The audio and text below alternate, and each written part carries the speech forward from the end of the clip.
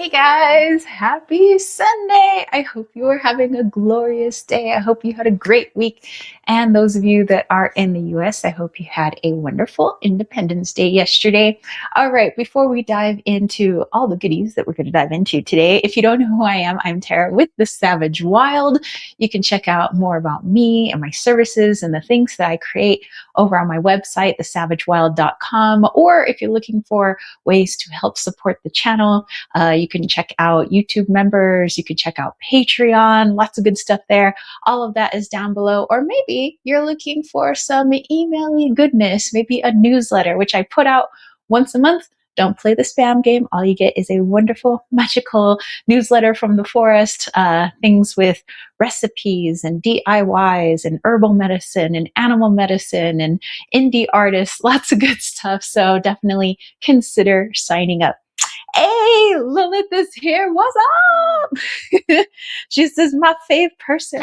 Oh, thank you. My other fave person. All right, you guys. So yes, we are in the apothecary today because we are going to brew up a nice little tea. I brought some of the things in here so I wouldn't have to keep going out into the pantry and getting things for my tea. But before I do that, I want to show you a gift that my stepmom sent me. She sent me a sriracha. I guess it's kind of hard to see. There's grooves all in here.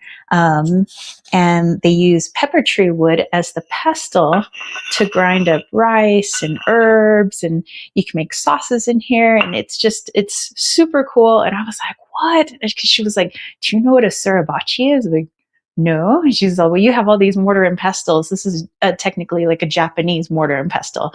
And she was like, I think you really like it. So she sent it along with some other goodies. And actually, I'm wearing one of her goodies. She sent me a beautiful medallion that belonged to her sister, created on the Blackfoot Nation. So very honored to wear that. But anyway, wanted to show off my little sriracha, and it came with like a little scrubber pad. I was like, oh, they're so cute.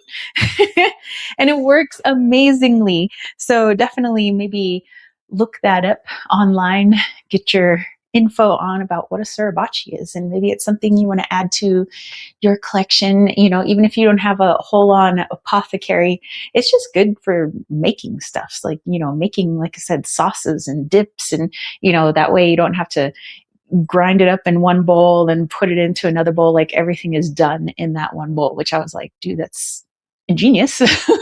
Awesome. Lois says, sister, sup, Riley. All right. So let's get to it. I thought since it's an overcast day today and so muggy, like it's only like 80 something, which is a tad warm, but it's high humidity. I'm like, ugh. So I need some happiness. I need some happiness tea. So I was like, okay. So I got my little wooden mug. I love this mug so much. Like, anyway, I already put a little bit of milk in here. I thought it would be just really good for kind of a more a thicker type tea. And I put some Yarrow in there already, only because Yarrow is our herbal ally of the week. And I'm going to be talking about Yarrow for first aid. And I didn't want to have to carry the jar out later. And it's kind of a large jar of Yarrow that I have. So that's already out there. I already put, it was like a tablespoon of Yarrow that I put into the strainer. Okay, so I would also like to add something else. Ooh. Tell me what I said. Sup. Riley says, sup. Also want to add some lemon balm from my neighbor's garden down in the valley. She's got a place down in the valley, but her other place is right next to my property up here. And her and her hubby are actually up here right now. I think they leave tomorrow. So they went and checked on my property for me yesterday. And yeah, if you're watching, Angie, hello, love you. Anyway, so I'm going to use some of her lemon balm here. I'm going to use maybe like a couple of pinches. Oh, yeah. The fan is going. It's so nice. Okay, just a few more. There we go. It's like a good size couple of pinches of lemon balm. That's the wrong lid. um, let's see. Let's also go with what else is calming and happy? Chamomile. Let's do it. All right. Chamomile, where are you? Don't run away from me. Oh, there you are. All right. Chamomile. Let's put in half a tablespoon of chamomile. Okay. And then I want to add one more calming, peaceful lavender. By the way, my lavender is growing so good. I'm so proud of my little lavender. You know what's sad though? My strawberries that were growing, everything in the garden just like growing good, growing fast, so green, so happy. Then one day, like I went out in the evening, strawberries were fine. Next day, all strawberries dead. I was like, what? This was like a few days after the strawberry moon. I was like, what? Why? Why would you do that? They had enough water. I don't know. So, well, it's what happens. We just learn as gardeners. So anyway, I was a little sad about that. I don't know if I'm going to replant at this late stage because we have a very short growing season here in the White Mountains. Our first frost is like October 15th. Ooh, I just opened the lid of lavender. I was like, but yeah, October 15th. So if I replanted now, and it would take a little while for seedlings to sprout, and then, you know, by the time they would really start to get going would be around the time of frost hits, if we get a good snow this year. I don't really want to do that to the plants. So next year. And if I get a greenhouse, well, I won't have to worry about that. But I wish you guys could smell that lavender right now. Oh, get your sniff on, my friends. Lila said, fantastic, sad blue strawberries. I know. I'm like, why? Why would you just decide to exit the world like that? Now I have to use you as compost so that others may live. Okay, I'm doing a half a tablespoon of lavender. Okay. Okay. You know what else would be super happy? Honey. That'll be my last thing. So I'm actually going to take my little herb basket out of my cup because I want to put the honey directly in there with a little bit of the boiling water to melt it and mix it up a little bit. And I have a gallon of honey. This is local clover. Do support your local bee farms, by the way. Always good to buy local as much as you can. Definitely support those local farmers, local ranchers, local bee farms. Okay, so I put a little bit of water in here with the milk that's already in here. This was really, really hot water. Not boiling, but hot. I want to kill the medicinal properties of my herbs. Okay, I'm just making sure that all the honey is mixed up.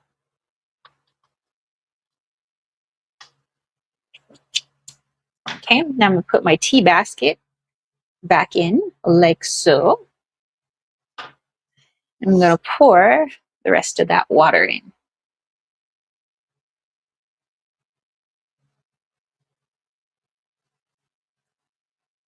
Yes. Yes. Put the little lid on, keep those essential oils in as much as we can. And once it's all steeped, which I'll give it like 5 minutes or so. Um, then I'll give that a nice swirl. Okay, I'm gonna go put my pitcher back and my giant gallon of honey.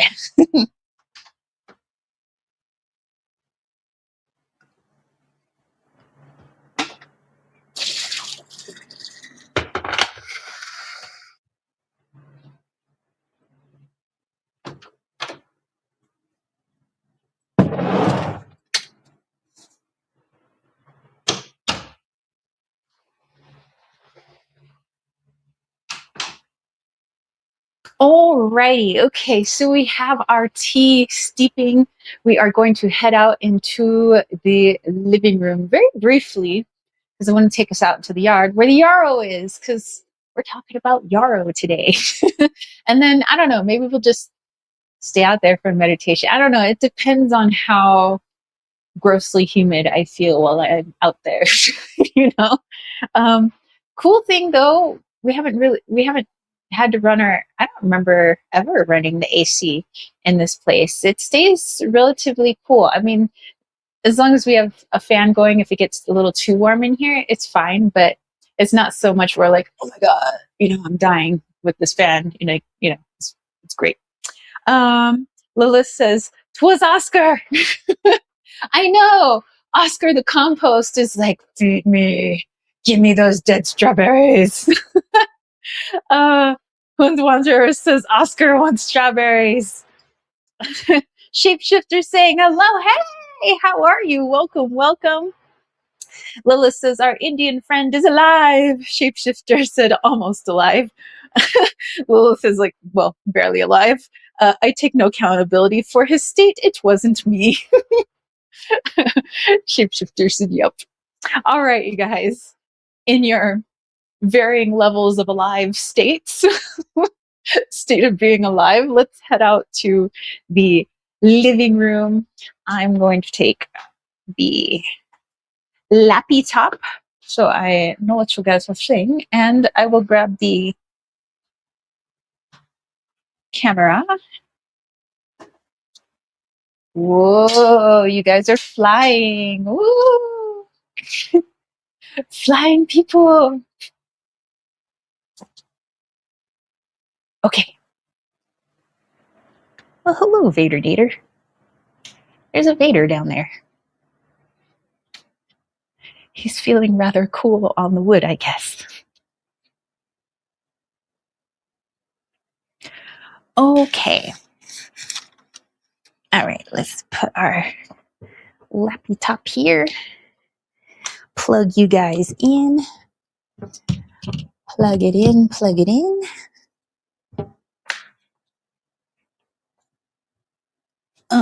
Pardon the noise while I mess with the legs of the tripod.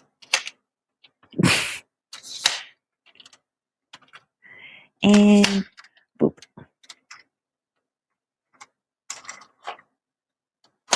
There we go. Yay. Okay, I'm going to go back for my tea. If you guys want to grab something to drink, perhaps a cool beverage, I do hear that in many parts of the Northern Hemisphere at this time, our poor friends in Europe are melting.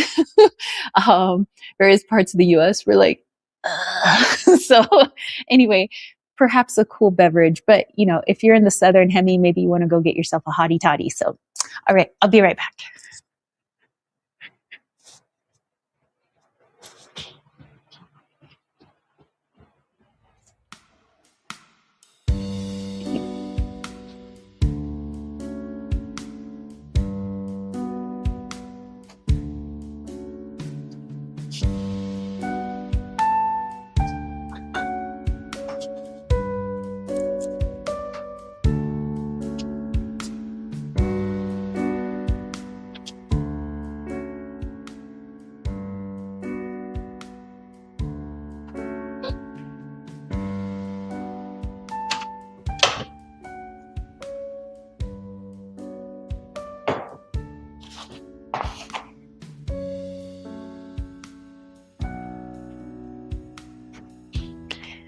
All right, here I come, you guys.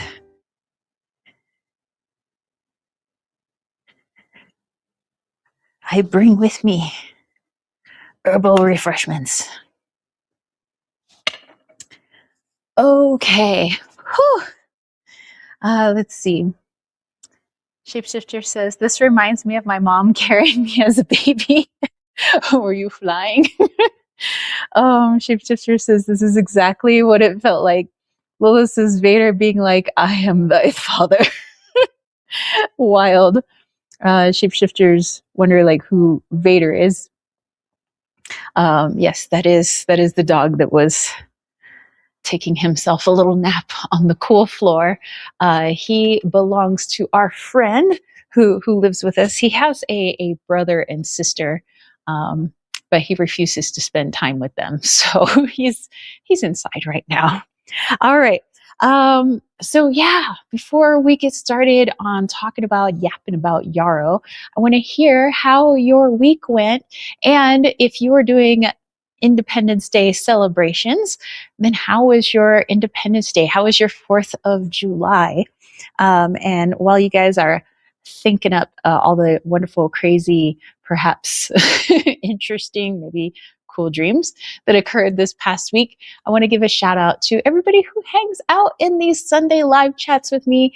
I appreciate you guys. Thank you so much for hanging out. Thank you to everybody who is subscribed to this channel. There's like 11,800 and some change. So that's wild to me. Thank you. Thank you. I'm very appreciative of it. Thank you to the mighty, mighty moderators. They wield the wrench of destiny next to their screen name. And thank you to my YouTube members. They have this really cool, like colored wolf head next to their screen name. And you might see them in the chat. Costalini and Jonathan Cleese, Nancy from Macron's Intuition. And then we have Change Rainbow Lotus. So welcome, welcome. And also to my patrons. I have a brand new patron, actually. Welcome, Carmen. Don't know if you're in the chat today, but perhaps you will catch the replay. Thank you so much for supporting me on Patreon. Thank you also to Adrian and Casey Gritter, Joel, Brandy, Brian, Lily, Crystal, Easy Does It, Dana, and Ashley. Thank you, guys. Thank you. Thank you. Lilith says, yes, about Vader being the dog of middle child syndrome. Shapeshifter says, oh, happy Independence Day. Thank you. So yeah, I mean, when I was younger, I liked going out to go see the fireworks, and I still love watching fireworks. I just don't want to be like in big crowds of people. I don't hate on people. It's just I don't like to feel like suffocated by, like I want to feel like my movements are free. I don't want to have to like squeeze into people, bump people and things like that. So I'm just not a huge fan of crowds. So actually up on my property on the hill, there's obviously not many people out there. It's pretty barren. Well, not barren, but like desolate. So, but you could see all kinds of fireworks. You could see like basically 3 or 5 different cities fireworks, which is amazing. And we weren't sure if they were going to have fireworks yesterday because we're in stage 2 fire restrictions. But from what I hear, I think that the closest town, Sholo, did have some fireworks. But I didn't hear any. I didn't hear the normal hubbub of like 4th of July where, you hear people firing off firecrackers from like their properties or their yards or whatever. And, people driving by all crazy. It was pretty mellow. I was like, but I decided I still love 4th of July. I still want to party. So it was party 1 over here. Riley, I guess, partied a little bit. He partied with the pie. I think everybody partied with the pie. So if you don't know what I'm talking about, okay, I have never made cherry pie before. I've made other pies. I've made lemon meringue pie, I've made apple pie, pumpkin pie, all these other different pies, Dutch apple pie, but never cherry pie. And I remember that when my mom had made cherry pie, she always like used the filling out of a can. And not that there was anything wrong with it. It tasted the way it tastes like when you're at a restaurant or you get it from the store. It's that same kind of like overly sweet doesn't really taste like a real cherry, but it doesn't taste bad. It tastes good. But I was like, you know what? What if I did it from scratch? Like, what if, I actually used real cherries, some fresh cherries even. So I got a couple of bags of fresh cherries, and I decided that I was going to start things the day before. There were some things that I wanted to have on Independence Day. And first of all, I have been craving bagels. So I wanted bagels, and I wanted to try my hand at cherry pie. So the day before, I decided to pit 8 cups of strawberries, which by the time I was done, it looked like I murdered somebody because my hands were just like dripping red. I had red, like it had like squirted me in the neck. I had red all down my legs and everything. I looked like a scene out of Carrie. I was like, so I decided I wasn't going to walk into the house that way. So I just grabbed the hose and just kind of like hosed myself off before I went inside. And there were a couple of bees that were keeping me company, and they just like couldn't get enough of that cherry juice. They were like drunk on cherry. I've never really seen a drunk bee before, but it was like, bzzz, it had so much cherry juice. But anyway, so pitted all those cherries. And then the next day, yesterday, I cut them all up, turned them into made them all a nice thick sauce, and it was so good. And I had Riley test it, and he was like, "Oh." I thought he was gonna fall over. I was like, "Okay, that's good. It's good. Like, not fall over bad, fall over good." And then I had made 2 pies because we had promised our neighbor that we would make him a cherry pie, because there were some other things that I had made and he didn't get any of it that I made the other neighbors. And so it was like, okay, well, I'm making a cherry pie for Independence Day. We'll make you one. He's like, sweet. So he came over and grabbed his pie, but I said that he would have to share with the other neighbor. I'm not sure if he actually did. I said, just cut it in half, but who knows? We gave him some vanilla ice cream to go with it. So one of the pies I made from, it was like the ready-made crust, like Marie Callender's ready-made pie crust. It was just one I had left over from when I made lemon meringue pie. But I still made dough so that I could, do the crisscross, traditional latticing on cherry pie. And then the other pie, our pie, that one was fully from scratch. So like the pie crust I made, the latticing I made, and of course the guts. And so it was pretty good. And there's like this much left from yesterday. And so, yeah, the sourdough bagels, I've just been really having a hankering for a bagel. But I don't really want to pay bagel store prices or Einstein Brothers bagel prices. I was like, dude, I got sourdough. I can make my own bagels. So I pulled Audrey 2 out of the refrigerator. If you don't know who Audrey is my sourdough starter. She has been personified. So I pulled Audrey 2 out, and I decided to make the dough the night before. I let it rise for like 12 hours overnight. So all I had to do was form it into little balls, put a little hole in the middle to turn it into bagels, pop them in the oven, and boom, we have bagels and cherry pie for dinner. And for dessert, we had hot dogs. And I had this cool like Statue of Liberty blinky headband yesterday, and I was just kind of walking around the house. It was mostly just for my benefit. I just like to blink and shine. And then I got these cool, actually the sunglasses are over here. Let me show you.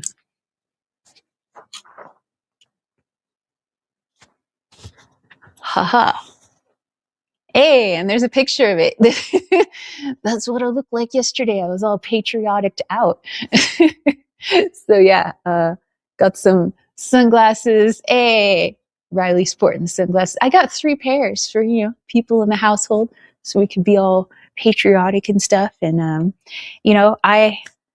I'm really excited. Our country had its 250th birthday, but I know that compared to other countries, as we talked about last Sunday, we're a very young country. And I know that there are some good things that happen, with this country, and there are some things that we can definitely do better on. But remember that the country is not the government. The country is the people. So if we're looking to make our country better, it starts with us as individuals. And so that was what I was celebrating. That was what I was really happy about, is, and all the ways that people have tried to make this a beautiful place. So maybe we continue to do that moving forward. And yeah, alrighty. So on that note, let's see what you guys were talking about. Shapeshifter said, so basically it's Independence Day plus Diwali. That's awesome. Yeah, kind of like Diwali. Festival of Lights. Lila says, that's just Riley's farts. Wow. Shapeshifter says, I hope that's not some napalm level crap. Lila says, bring in the gas masks.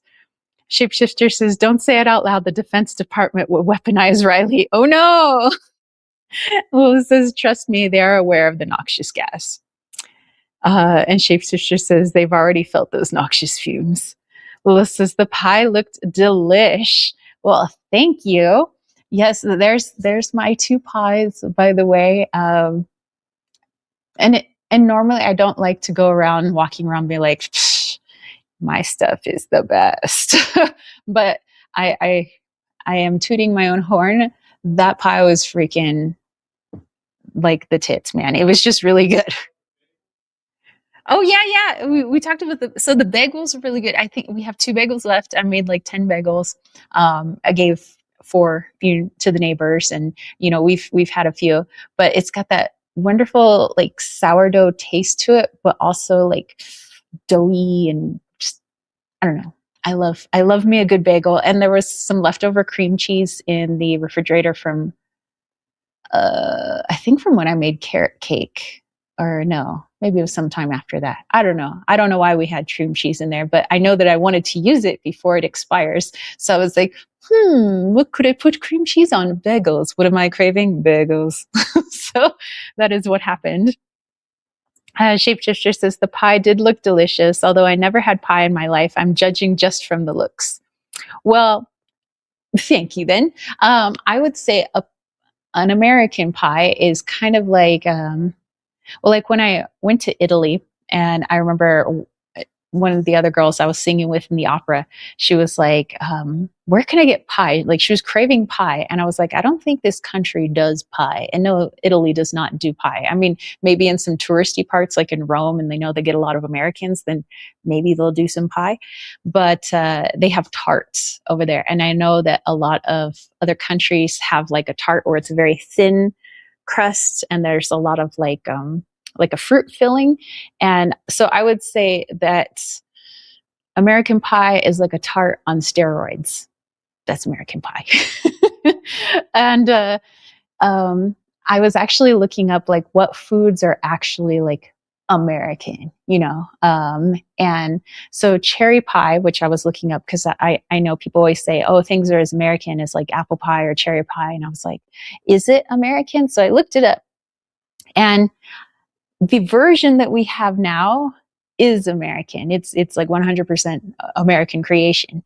But the inspiration came from England, actually, where England would have its fruits, and they were trying to figure out how to preserve their fruits and their jams. So they would create what looked like a pie, but it was an inedible crust. It was a very hard bready crust so that it would preserve the fruits that were inside. So basically they would just like take a jackhammer, knock this thing open, and then they would scoop out the fruit for when they need it, whenever it is that they're going to need it, out of season or something.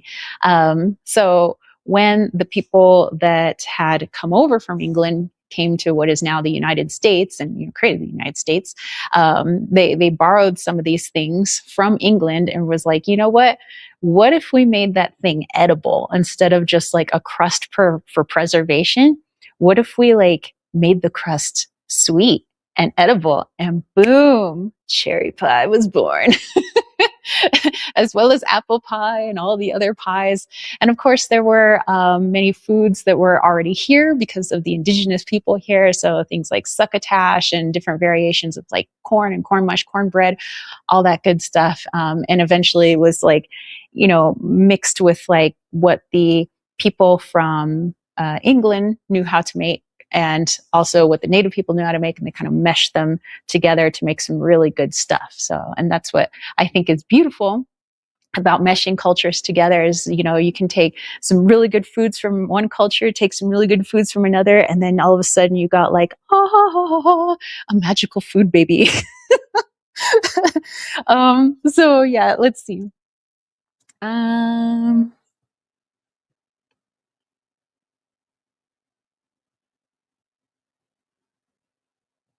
Lewis says, oh, we're all magpies. Yes, yes, yes, we are. Shapeshifter says, that looks like Native American face paint. Badass. Awesome.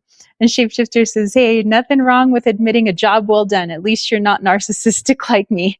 Yeah, I wasn't walking down the street like, shh, have you guys tasted my baking? But yeah, I was like, yesterday, just poop. Feeling pretty good about it. Lilith says, a crime against pastries. How dare they? Shapeshifter says, now, when the Italians give you crap for pineapple pizza, you've got something to say back. Well, hey, Riley likes pineapple pizza. I'm not a fan, but I love pineapple, just not on my pizza. But, my dad loves it. Riley loves it. I know there are a lot of people who love it. Lilith says, I, however, don't break spaghetti. That's sacrilege. Yeah, I did that in front of an Italian friend. Like, my friend was actually from Italy. And my mom would always just like break the spaghetti and put it in the pot. And I was doing that. First of all, I got crap because it was dried spaghetti and it wasn't like fresh pasta, which back in San Diego, I could get fresh pasta if I wanted to, but I was really lazy and I had the packaged kind. And so I broke it and they were like, ah! I was like, what? They're like, why would you break it? I was like, so it fits in the pan. They're like, you're supposed to boil it. As it softens, the other half falls in. That's how you make pasta. That's why you have a fork. They're like, we don't eat like, like cavemen around here. I was like, oh, so I've never made that mistake again. So I don't break my pasta. And if I can make fresh, I will do that. But to all my Italian friends out there, I do not break my pasta anymore. Shapeshifter says, if you break spaghetti, the Italian mafia finds you. And Lola says, magical food baby is when you consume too much food and you look prego. Oh, yes. Well, yeah, that's a different kind of food baby. Then you have to give food baby birth, but that's a different topic. Lila says, I'll send them your address. And Shapeshifter says, I live in India, dude. I don't even eat pizza, spaghetti. I don't even speak English. Oh my goodness. Hey, Leprechaun is here. Hello, hello. All right, you guys. So I have my books here on Yarrow. So we are going to head out to the garden, which means I have to put my boots on. And let's take a look at Yarrow. And by the way, I actually had to use Yarrow today. I was going to talk about Yarrow for first aid. Hey, there's a picture of my hand from earlier because I was cleaning this glass cup and I put the cup down into the sink and it exploded. I've never seen glass explode in that manner, like into millions of pieces, like not just like, ooh, it kind of cracked and fell apart. No, like it went poof, like it was loud. I heard it explode. I don't know what was wrong with that glass. But a bunch of the glass went down the disposal, the food disposal. And so I stuck my hand down there because I didn't want it to all go down the disposal. I thought it might hurt it. So I'm like pulling glass out and I ended up like, I have a bunch of little cuts right now. My hand kind of burns a little bit because I got a bunch of cuts on my hand. And so like this finger, and as you could see, like down here, it was bleeding pretty bad. Like I was dripping blood, and I was like trying not to get my blood everywhere. But yeah, it was a crime scene, you guys. And I was like, oh, wait, I'm literally going to talk about Yarrow today. And I'm a bloody mess. So I went out into the yard ASAP, and I went and grabbed one of the leaves. I was like, I like chewed it up, and I put it on my little wound, hold it on for just a few seconds. It stopped bleeding. Like, I mean, my hand still burns a little bit because obviously I have little cuts on here, but the bleeding stopped instantly. And because of well, we'll talk about it when I bring my books out there, because of the properties, the antifungal, antibacterial, anti-inflammation, or anti-inflammatory properties that Yarrow has, it's not like putting a triple antibiotic on the skin, like Neosporin or something like that. It ends up creating a resistance in the body, kind of like when people keep taking penicillin, they start building a resistance in the body, and they can no longer take antibiotics. They can no longer take penicillin, things like that. This is using natural herbs like Yarrow, especially if it grows in your area. That's cool. Is that it helps your body to heal itself instead of making your body think it needs to put up its defenses because it's getting too much of a quote unquote good thing. So anyway, on that note, let us head outside. I'm gonna put my boots on. Let's see. Lilith says, "Where's the pot of gold?" And this is exactly, they'll hunt you. Don't, because it's an Italian narcissist, shall not be ignored. Oh, hunt you down. Leprechaun said, "Happy holiday." Hey, thank you so much. Lilith says, "Ouchie." Yeah, it stung a little bit. It still kind of stings a little bit, but at least I'm not bleeding. And at least I know that by smashing that herb in there, my body is well on the way to the healing process, because you can't really even tell that I did anything to myself. But yeah, maybe a little bit right there. But thank you, Yarrow. Let's see. Leprechaun says, "What would you recommend for a great bruising around the knee? There's a certain type of mud, maybe."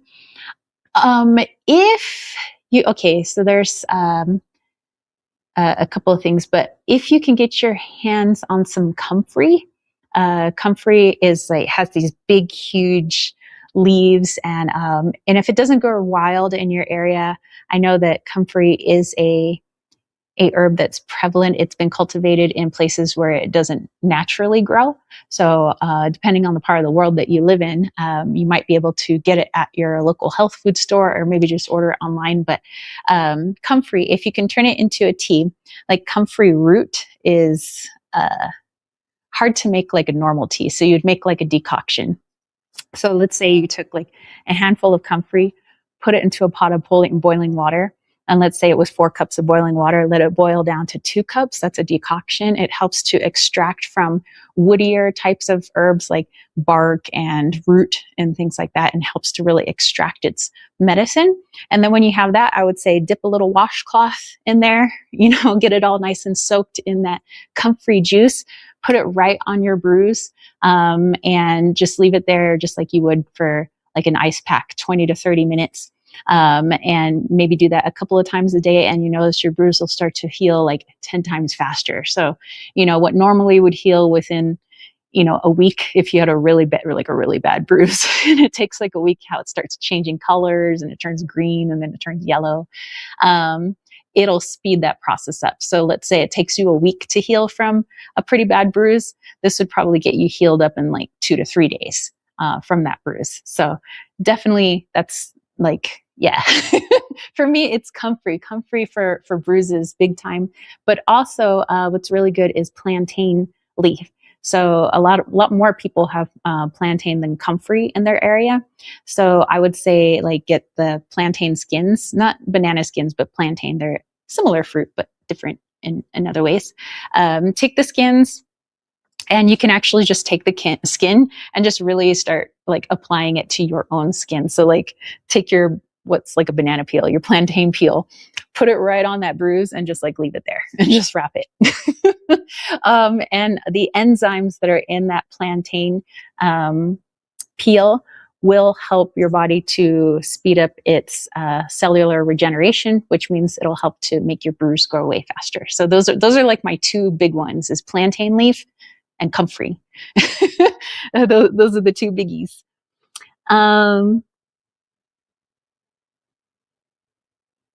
Let's see. Shapeshifter says, Leprechaun, you can make the holiday better by telling us where the pot of gold is. Oh, everybody's after the gold. Lilith's like, I asked. Crickets. Hey, Siren is here. Hello, hello. Shapeshifter saying, oi. And Leprechaun saying, comfrey. Yes, yeah, just kind of like you spelled it with, but added E in there. So Comfery. So yeah, if comfrey isn't available in your area, then definitely look up plantain leaf or plantain peels. Actually, the peel is better than the leaf, but either or, they're both good medicine, but I think the peel's got more enzymes. As Siren says, I remember hearing a dog eating tree bark that contained aspirin for its headache. Yes, that's right. Aspirin actually does come from nature, acetaminophen. Shapeshifter says, maybe there's a tree somewhere for knee injuries too. Hey, maybe so. Leprechaun said, boiled down, soaked in comfrey juice. Awesome. Yes, just like that. So yeah, boil it down, or plantain leaf skins. Lilith says willow bark is like aspirin. Yes, that is where that acetaminophen comes from. And Siren says, yes, that was it. Leprechaun says, okay, wrapping it. Awesome. Lilith says, would banana peel work too? To a lesser degree. It would be like, I don't know. I'm like trying to think of the like a diluted version. Yeah, it would just be more like a diluted version. So instead of getting extra strength, you're getting Coors Light, you know. It's just like a really watered down, but plantain is just like, go for the gold, you know. Leprechaun, you are very welcome. Siren said, I had a fun day Friday. I had a gaming sesh with my Discord friends. Hey, awesome sauce. Okay, so let's head out. Let me grab my books. I got my boots on. And I'm really liking this book that I showed you guys, maybe it was last week, that my stepmom had given me, The Gardener's Latin. I really like looking up the Latin name of all of these herbs and just looking like how these herbs were described, but in Latin. And I'm like, some of it's pretty funny.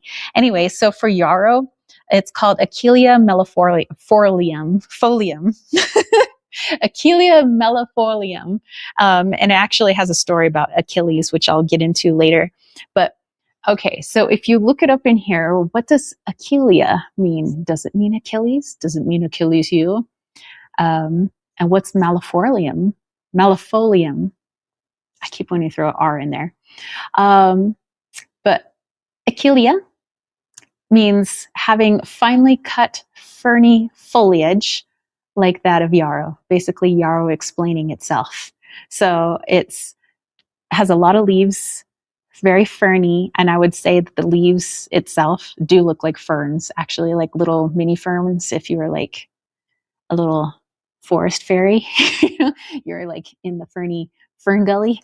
It does look ferny, which is pretty cool. Okay, mellifolium. LM. Let's see. Before we head out, it was mala. Where are you? Mellifolium. I just saw it earlier. Millifolia, meaning 1,000 leaves, a leaf cut into 1,000 parts. So I'd say that's a pretty apt description for yarrow. It has ferny leaves, a lot of leaves, a lot of ferny leaves. That's what it means in Latin. Okay, all right. With that, let's head out. Okay. Okay, I'll bring the laptop in a bit. I don't think I'll be out there too long because, like I said, it's kind of muggy actually. Oh, are you coming, sir? Check out who's coming. He's like, oh, were you going outside? Might I accompany you?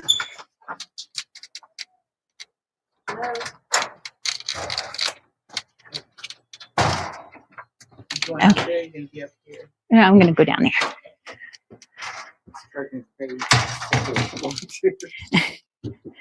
Okay, so in this little corner of the yard, we actually have a bunch of medicine that's just kind of growing wild, which is neato. Let me put down my books here. Okay, so first of all, like all along here, we have some wild lettuce that just is kind of growing on its own. I'm like, okay, you got painkiller right there. And then where Vader's at, actually where his booty's at, that's our mixture of spearmint and peppermint. So if you needed some help with your gut health, you know, that's right there. And then, oh, what do we have? But yarrow. Okay, I'm going to put down the tripod so you guys can get close to yarrow.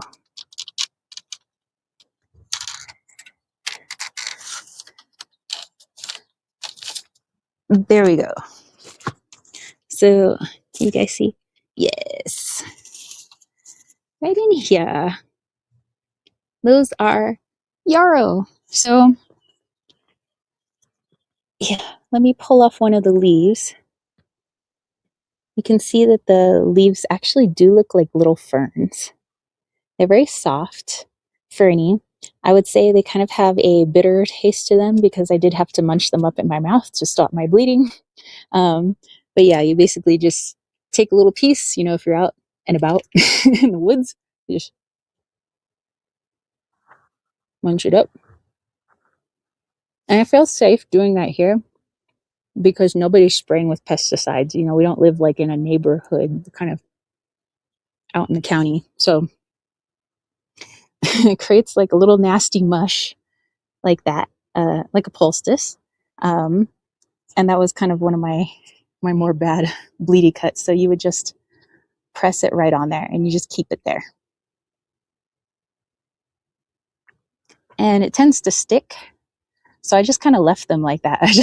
I just left these pieces of yarrow just like right on my hand. And I tell you, within seconds, my bleeding stopped. For some people, they're like, oh, you got to leave it on for 20 minutes to stop the bleeding. I don't know what kind of gash those people had that they were bleeding for 20 minutes and not bleeding out. So, so I would say this is really good for cuts like I had, scrapes, burns.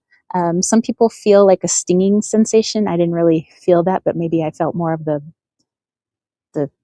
feel of the glass cutting me. But yeah, so this is good stuff. Good for your owies. Actually, I'll just leave that on there. It kind of feels nice. So, all right, let me point the camera back down and let me talk about yarrow just a little bit. Or you know what? Maybe I can even put you guys in the shade. Ha ha. How about them apples? Ooh, there's a little yarrow guy. Yay. And then there's a bunch over here. Okay. I just want to make sure you guys can see. Okay, so from my first book, this one is the Encyclopedia of Herbal Medicine. I like to quote this book quite a bit. So we learned what Achillea millefolium means in Latin. This is Yarrow is a native European plant with a long history as a wound healer. In classical times, it was known as Herba militaris and used to staunch war wounds. Well, I would say that it works marvelously. So I'm glad that we have this growing here. It has long been taken as a strengthening bitter tonic, and all kinds of bitter drinks have been made from it. Yarrow helps recovery from colds and flu and is beneficial for hay fever, also helpful for menstrual problems and circulatory disorders.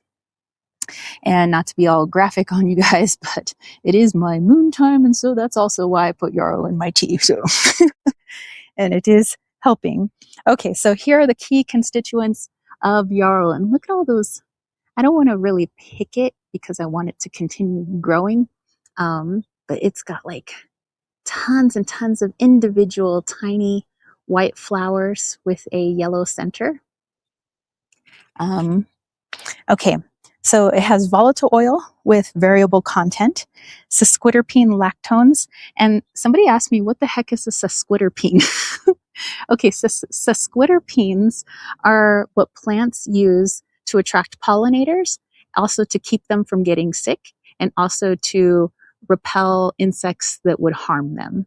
And for humans, what that means in translation for us is that it creates an anti-inflammatory and an antibacterial effect in our bodies when we use that plant's medicine that it uses on itself to keep itself from getting sick, which is kind of cool, huh?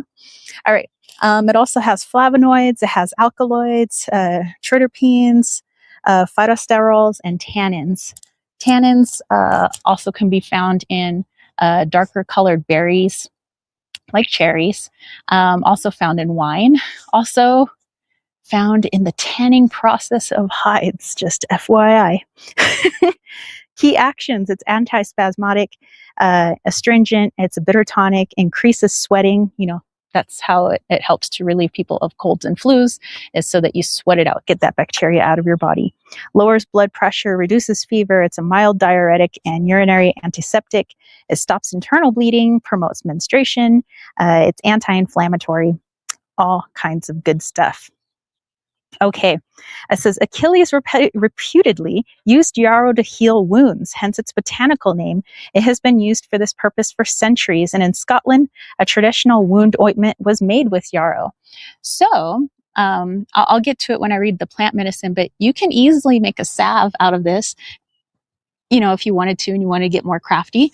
There are also some people that take this, they dry it, and they just put it in a paper bag or a baggie, and they can like keep it in their car or in their purse or in their backpack or whatever, like a first aid kit. Like this is part of their first aid kit. So it's okay if you don't have the fresh material.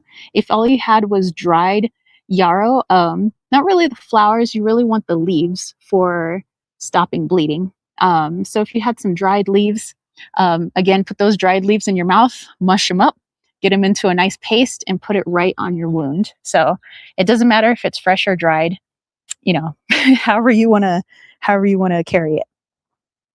All right, combined with other herbs, yarrow helps colds and flus. Its bitter tonic properties make it useful for weak digestion and colic. It also helps hay fever, lowers high blood pressure, improves venous circulation, and tones varicose veins. Okay, so they have a couple remedies for you. For colds, mix equal parts of yarrow, peppermint, and elderflower. That's the one thing we don't have growing here. We got some peppermint right over there. We got some yarrow right here. We do not have elderflower, although that is something I do want to add to the garden because elderberry is like the top when it comes to me for like, if I ever get sick, which I don't know, it's been like over a decade, maybe 2 decades since I've been sick, but still, I like to know that it's there. Anyway, take all that, infuse 1 teaspoon with 3/4 cup of water for 10 minutes, take 3 times a day. For the essential oil extracted from the flowers, it's used by herbalists to treat congestion. Also as a poultice applied to grazes, cuts, and bruises, like I did today.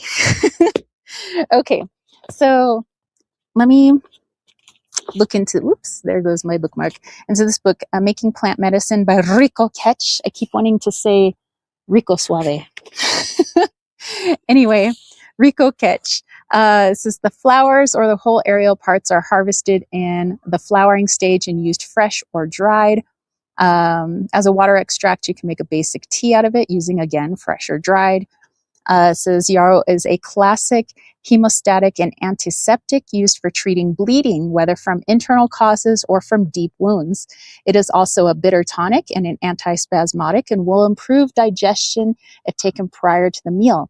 Hot yarrow tea is also taken for treating colds and sweating out fever.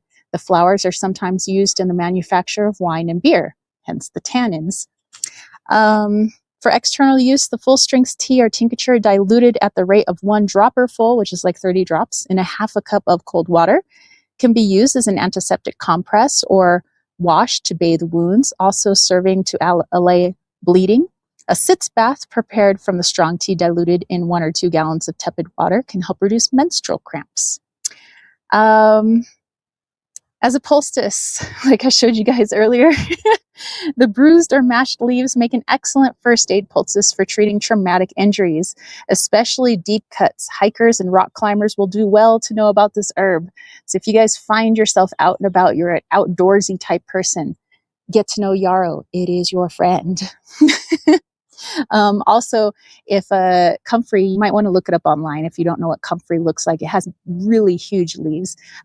You bruise up the leaves of comfrey, and that also helps, not really to stop bleeding, but I would say used in combination with yarrow would be really good for first aid. Like you're out and about and you're like, hey, I recognize comfrey or I recognize yarrow. I'm hurt pretty bad and I don't have any band-aids on me. What do I do? So we get to know our outdoor plant friends. Okay, if you were going to turn this into an oil or a salve or a cream, you can make an infused herbal oil of the bruised fresh herb, meaning chopping it up, mashing it up. Then proceed to make a salve or cream according to how to make herbal oil. So basically, let's say you had a cup of yarrow, like fresh yarrow, you mashed it up, you cut it up, try to get all the juices out. You would put about a cup's worth of oil, not so much oil that it goes to the top of the jar. You want the oil to be just sitting just right above where the fresh material is. So it makes a strong concoction.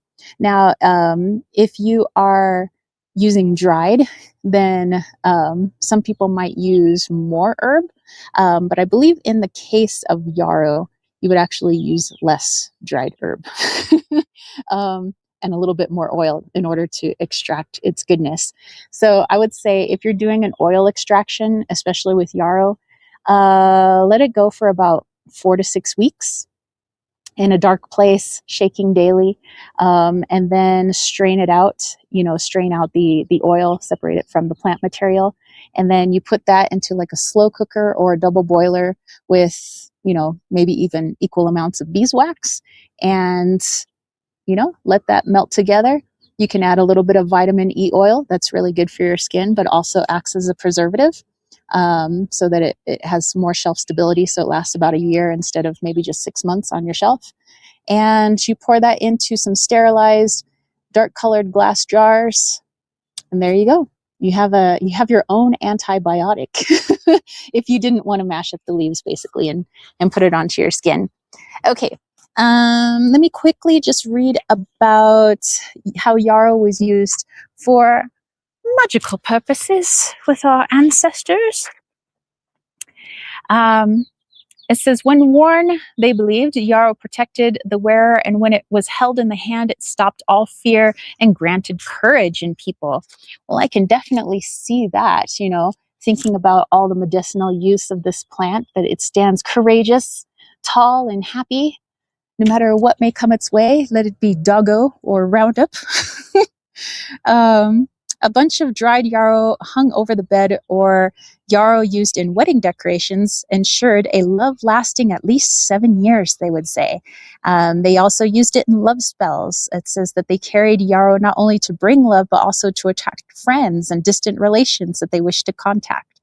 They said the flowers were made into an infusion and drunk as a tea to improve psychic powers. So, not only to help your gut and circulation and menstrual problems, but also your psychic ability. They said to wash the head with a Yarrow infusion would prevent baldness, but won't cure it if it had already begun. I would say that it has some properties in here which would be beneficial for your hair, but something that I think is even more beneficial is rosemary and nettle. Those are really potent, but not that you couldn't add some yarrow into the mix, why not? All right. So there we go. Happy little yarrow roasts. Okay, so let's head back inside. Vader's so drooly. Why are you the drool master as of late? What are you eating? Okay, so let's head in. There's the drool meister. Hanging out with the medicinal herbs. Just one of my favorite things, like when I first moved onto my property, was trying to identify all of the plants, because a lot of them were foreign to me because they weren't like the ones that I grew up with in San Diego. And the more I've gotten to learn about these plants and add to the knowledge that I already had from San Diego, my knowledge there has just been really, I don't know, I really like it.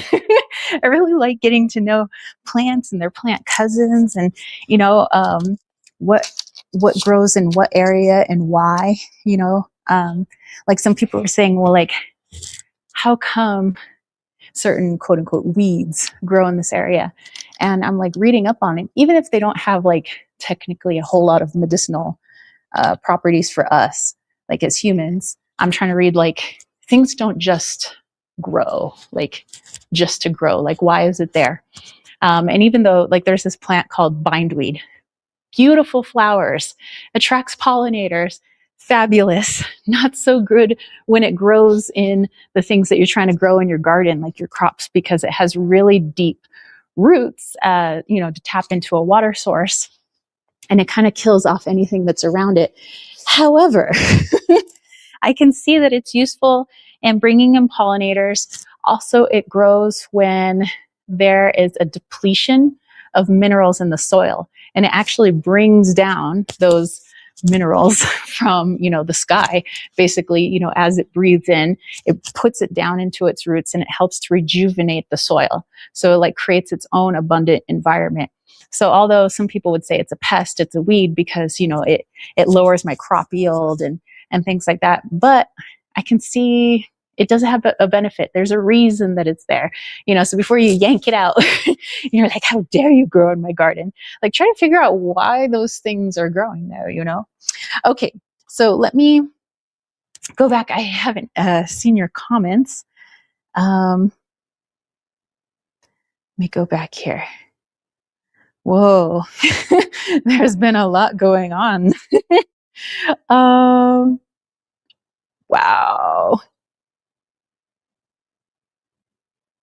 Wow. Okay. Shapeshifter was asking when Siren was doing her gaming sesh. And Lila says, a dude once told me I was ancient because when he had a dream in which I appeared as a fern. Is that true? Wow. Well, that would definitely describe somebody who is an ancient soul being described as a fern, as ferns go way back. Leprechaun says, have to call my organic store. Okay, no worries. Shapeshifter says, at least you have friends that dream of you as plants. My friends usually are scared of me the next day when they dream of me. Oh no. Well, says, I totally understand that sentiment. I would. Shapeshifters is really, we have something similar to that, but I don't know what they're called. And Melissa says, I heard this week that spearmint and peppermint have opposite traits. Like one is cooling, whilst the other is warming. I would say they both have cooling-like effects, although peppermint is the one that actually has mentha in it, whereas spearmint does not. Spearmint has a type of minty cooling effect, but the one that's actually cooling, as it has the property for cooling, is actually peppermint over spearmint. So not too far off there. Lilith says, Shapeshifter, yes, the same way blue yonis would do for you. Siren says, Lilith, you have a one-track mind. I think we all have a one-track mind. Lilith says, Riley, why StreamYard logo on screen? She says, tell that to my blue yoni siren. Shapeshifter says, thank you for reminding me of what I would do without you. Lilith is like, nothing. Shapeshifter says, Lilith, you guys are some horrible friends. Lilith's upcoming podcast, Blue Yoni Squat. Lilith is like, you love us. Siren says, Lilith, you should try saying that to the AI boyfriend website I'm using. I'd love to see the reaction. She's like, no, thank you. Shapeshifter says, Siren, you're going to have an AI breakup. Siren's like, maybe, who knows? Dude, how do you do an AI breakup? Shapeshifter says, Siren, do you actually have an AI boyfriend? And Lilith says, I'm chuckling at the idea. Tara will be reading all of this as I am doing now.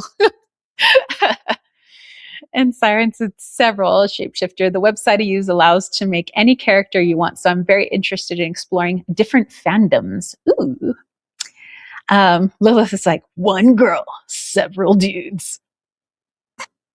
Shapeshifter says, isn't that cheating though? And Siren says, if it was real, then yes, but AI isn't real. I'm just using the website as a substitute for now. So AI is like AI brothels. It's the AI brothel, man brothel. That's awesome. Lilith says, see, I enjoy torturing Shapeshifter too much, so no AI for me. And Shapeshifter says, I actually mean that, by the way, you're training yourself to have multiple boyfriends that will cause problems in actual relationships. Says, yes, you do. True to your name. Siren says that she doesn't see it that way.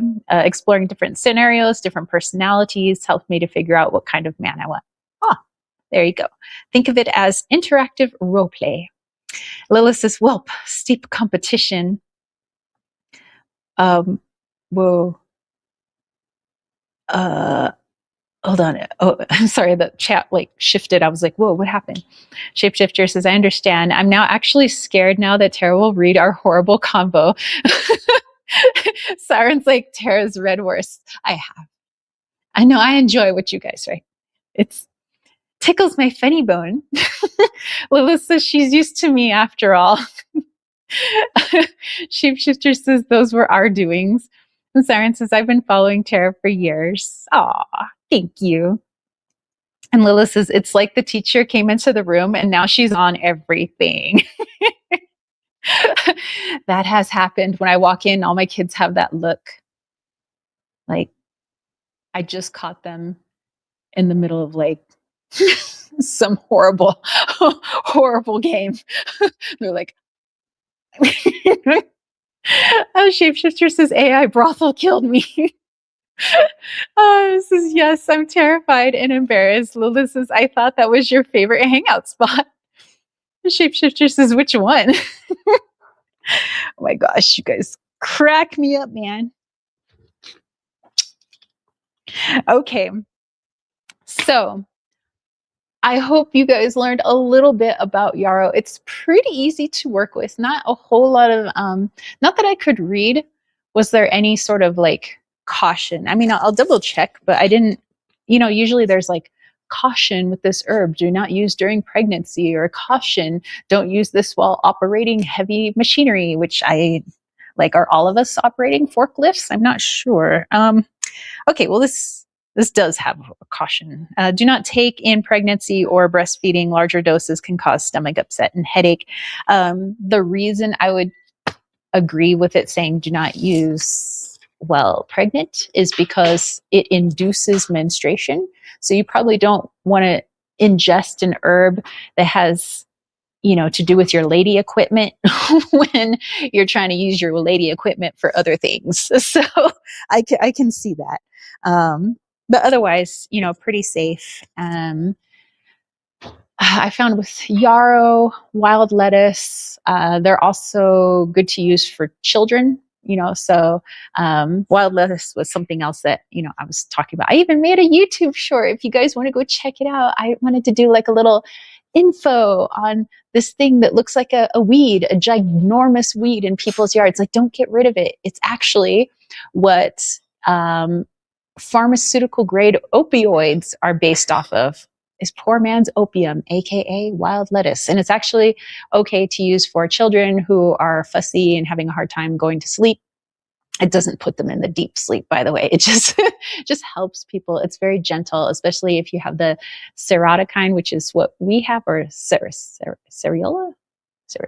Yeah. Anyway, but the Verosa kind is it's more intense, it's stronger, but still gentle for children. Yarrow, also gentle for children, especially if used externally. So if you're ever worried about a particular herb and ingesting it, I would say use it externally at first and see how it works. Okay, I also have some dried yarrow flowers. Now this isn't the leaf, so I couldn't really mush this up and put this on my owie. I would have to use the leaves. Riley just walked by looking very guilty and said nothing. Ooh. Yarrow leaves, or no, yarrow flowers. The flowers smell so good, even dried, they smell so good. But those little white flowers that you guys saw in the garden, this is what they look like when they're all dried.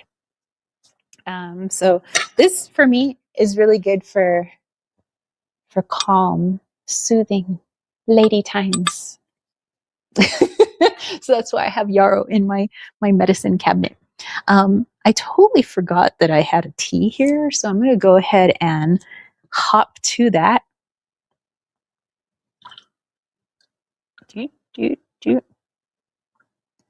And while I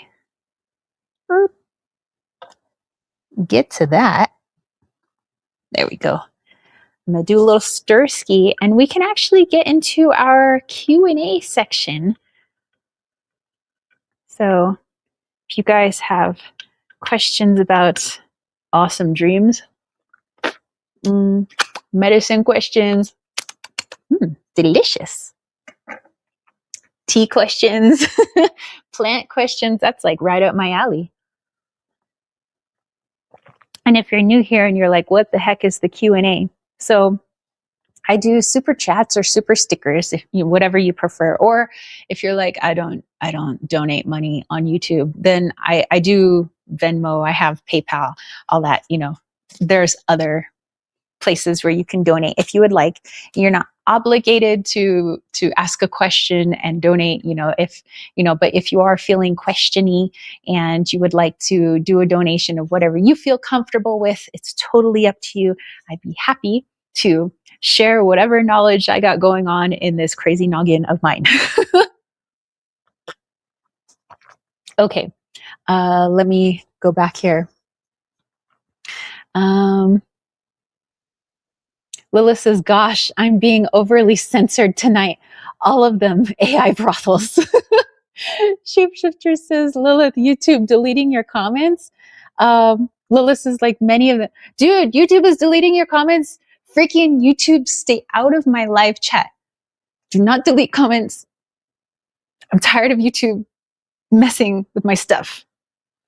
But I just don't know how to make a popular platform that people would like to go to, and like YouTube. But anyway, like I said, I've noticed that they're like taking away views from videos, taking away, deleting comments. Then people get all pissed because they think I'm the one deleting people's comments. And I'm like, dude, it's not me. Like, I'm not even touching my computer. It's not me. So yeah, if you guys ever like pass the word, if you ever see comments deleted on any of my videos, even if they were really like comments of people saying like, you suck, I still don't delete those comments because technically it helps my channel. So, I mean, people be hating on me and I'm like, you just be helping me. So, but no, I don't even delete those comments. So I would never delete comments, but YouTube is a butthole. Anyway, and I will say that on YouTube's platform. Siren says, actually, Shapeshifter, I started following Tara in 2020 under my original handle, the Dancing Oracle. Ah, yes. Yes. Now you bring it back. Yes. I remember Dancing Oracle. Lilith is like, he guilty. Lilith says, am I ancient like ferns? Ah, yes, let's dive in. And Riley says, I know the feeling, shapeshifter. That's what Tara did to me. What? What'd I do? Lilith's like, wait, what? Shapeshifter says, OMG, but I bet Tara was nice about it. I'm nice. Lilith is like, Chappy Chopper? Riley said, nice is the only mode she does. Aww. Shapeshifter says, Riley, yep, she seems like that. Lilith says, Tara, what you do? And Sarah says, oh yeah, so she's doing a payment for a reading. Okay, so we'll take care of Lilith first, and then we'll dive into Siren. Okay, an ancient fern. Well, that means we're going to have to look up fern. I feel like every time I'm having tea and I'm getting ready to dive into herbs, I just feel so whatever, wild woman of the forest. I'm like, yes, step into my tree hole. Let us talk about herbs. All right. So, to understand the connection that somebody's subconscious is making between you being an old soul and then being personified as, or plantified, herbified as a fern. Let's see if this is true. Let's see here. Let's find fern, first of all, not by ailment, sir. We want planta. Planta. Okay, fern, B, C, D, E, F, fern.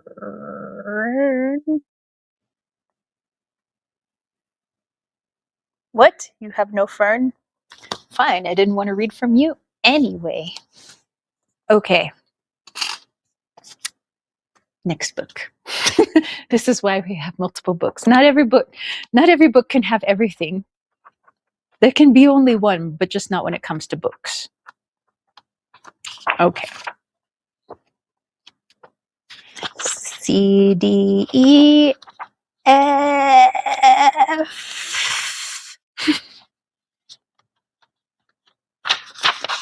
Fleabane, feverfew, fern. Ha! Ha! Okay.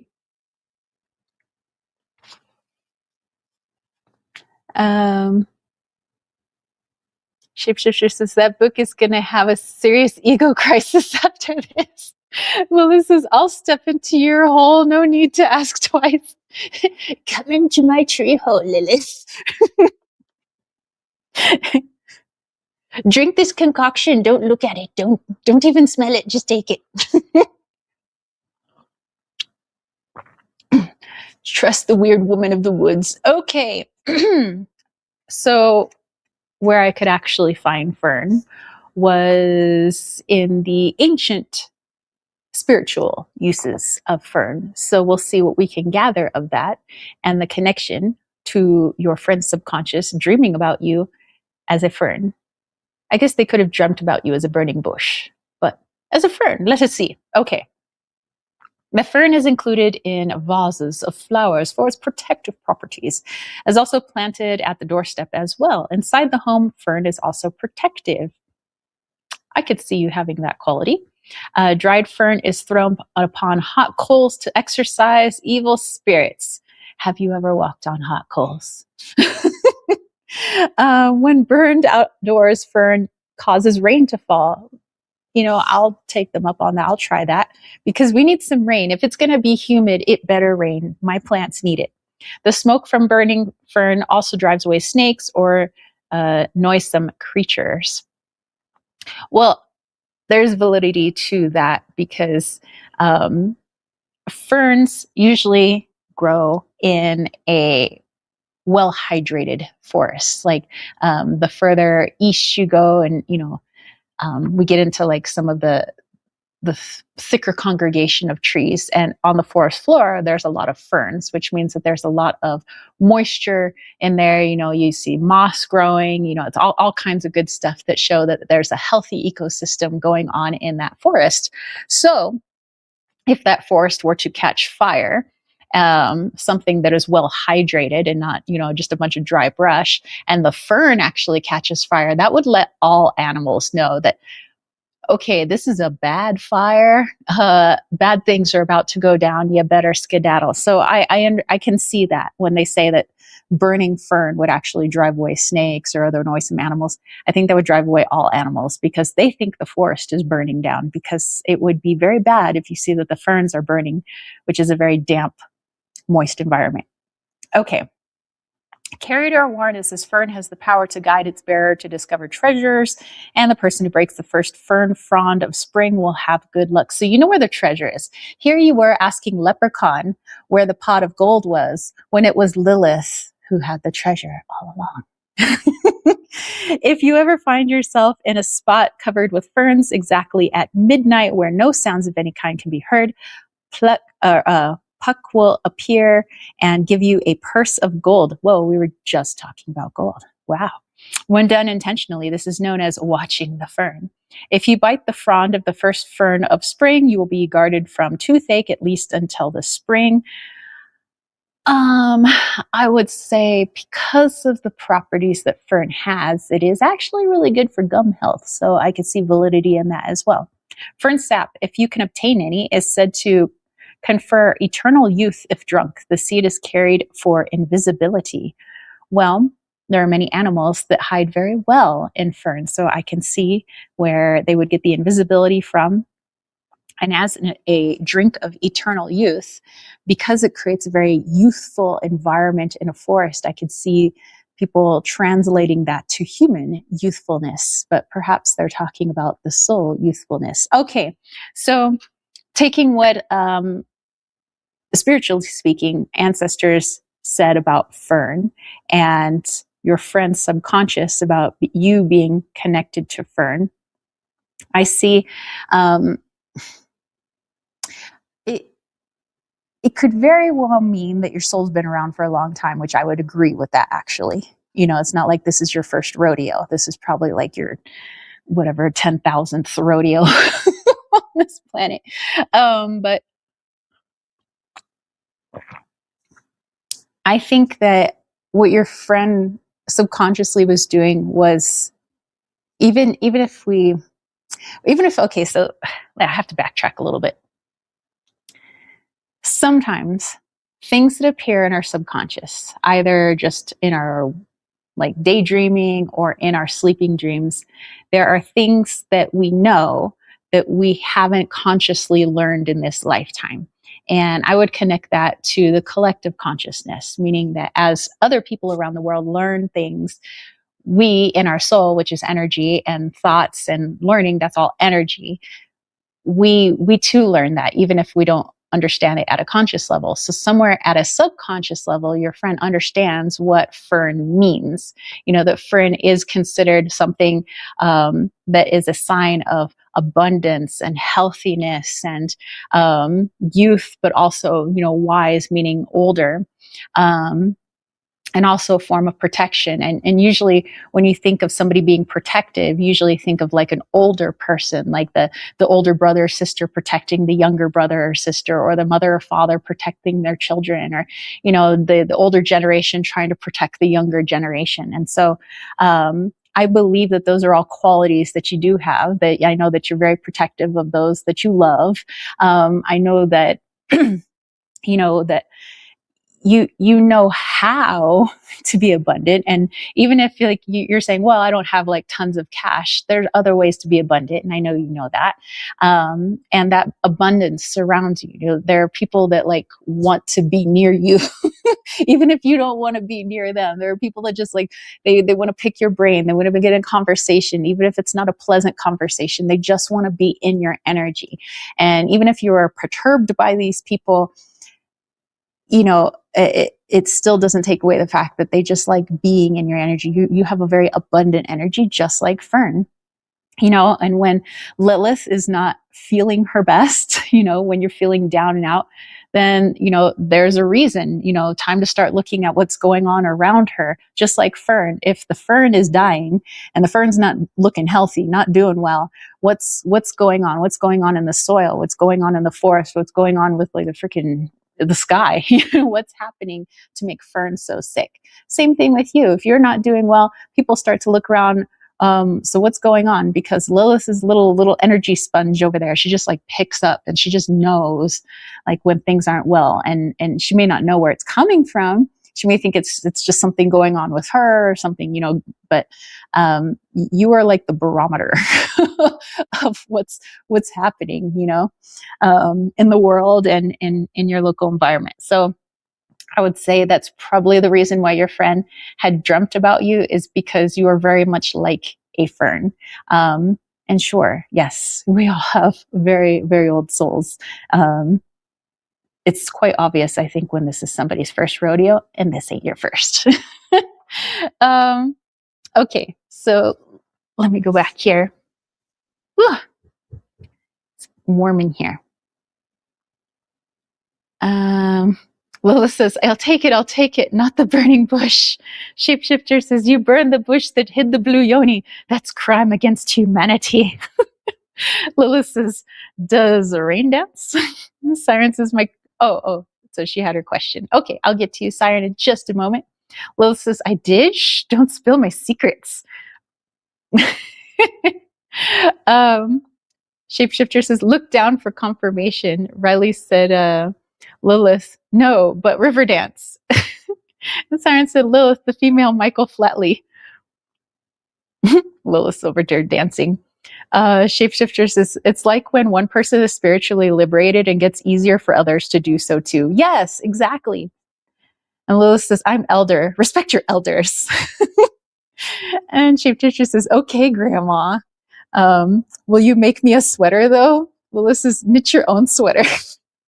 Wow, Grandma is saucy. Lilith says, world radar. Yes, Lilith, you are the world radar.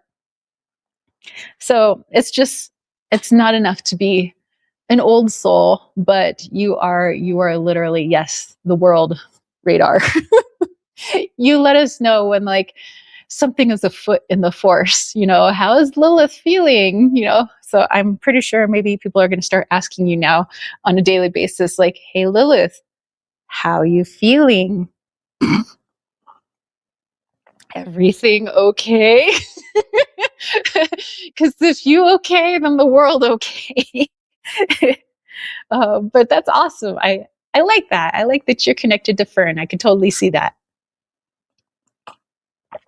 Fern is such an underappreciated plant. It's not until something happens to the fern that everybody's like, oh my gosh, what's going on? Didn't know the forest was burning down. Okay, let's get to our friend Siren. Okay, so Lilith is thunder and rain clouds. No thunder, but there are, well, not really rain clouds. It's just overcast. False. Okay, so let's go back and see Siren's poem. Ghost of memory, reawaken in time, honor the past in silent reverie. A savior beloved, I reach out my hand, seeking a connection rewoven again. Ooh, that's pretty. Let me take a look at that again. So, ghosts of the past. We honor the past. Somehow a savior in the past, reaching out the hand to the present, connecting like a woven sweater. Oh, I dig that. Very cool. Thank you, Siren. That was pretty. Okay, so Siren's question is, July 18th would have been Mom's birthday. Rest in peace, Mom, by the way. Does she have a message for me about how my life is now? So, instead of trying to like me tap into her, obviously if she was trying to connect to you, then it would be through you. So here's where I ask you a question. As you begin to, and you probably, this is already, you've been thinking about it probably since before July began. When you think of your mother's memory and her upcoming birthday, where in your physical body do you feel mom? For example, when I think of our dog Rex, who passed away a year ago now. He passed away on June 20th of last year. When I feel him in my heart. And that's where I feel sad sometimes, but it's also when I feel happy, when I'm like, think of memories and stuff. It's in my heart space, but it might be in a different place for you. Some people feel it in their stomach. Sometimes people feel it in the back. They might feel it behind their eyes when they're thinking of that person. So let's see.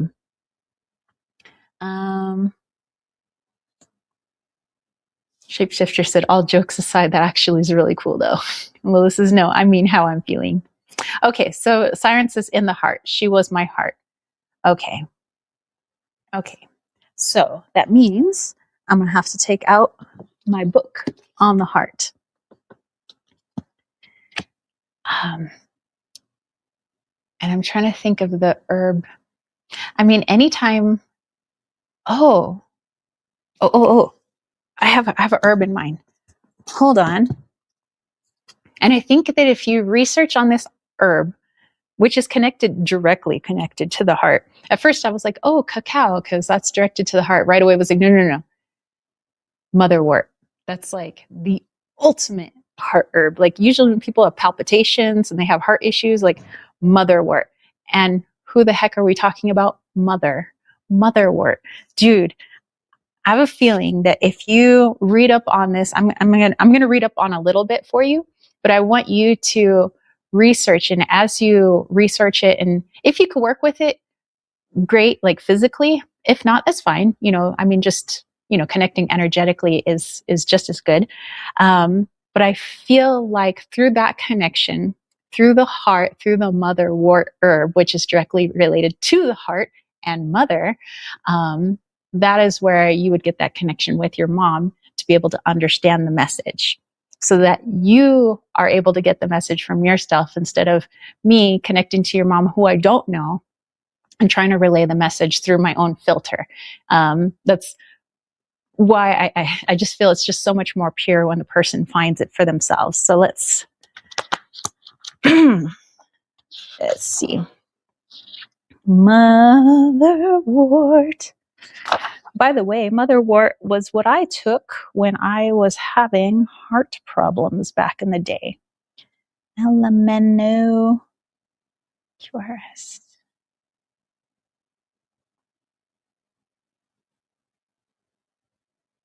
Motherwort. Okay, 232, 233, 232.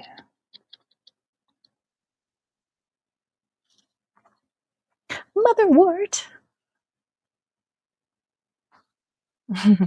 Okay.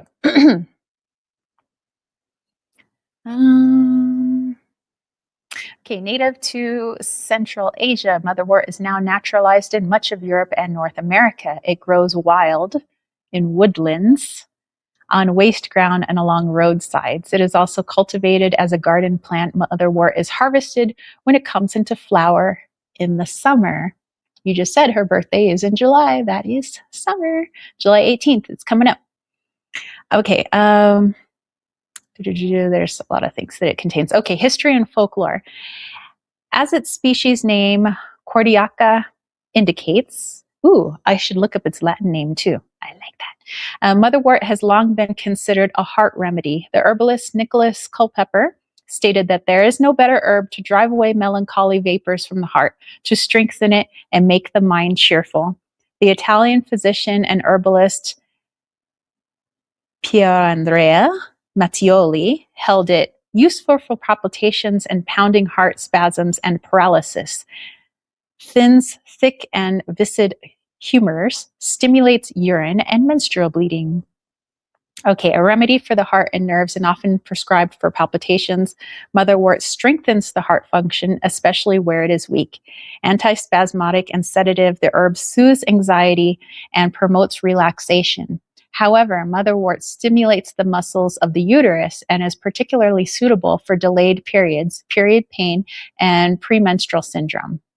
It should not be used if menstrual bleeding is heavy. Let's see.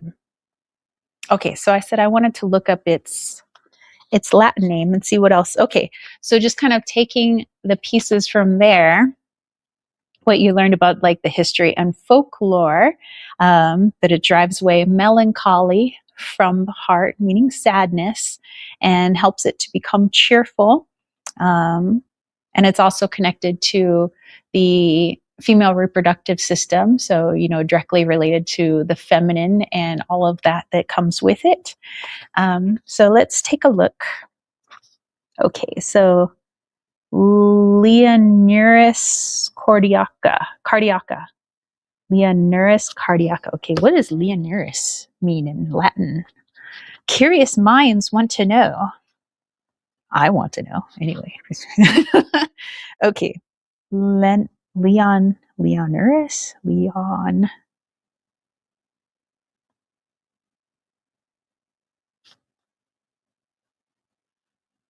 Okay.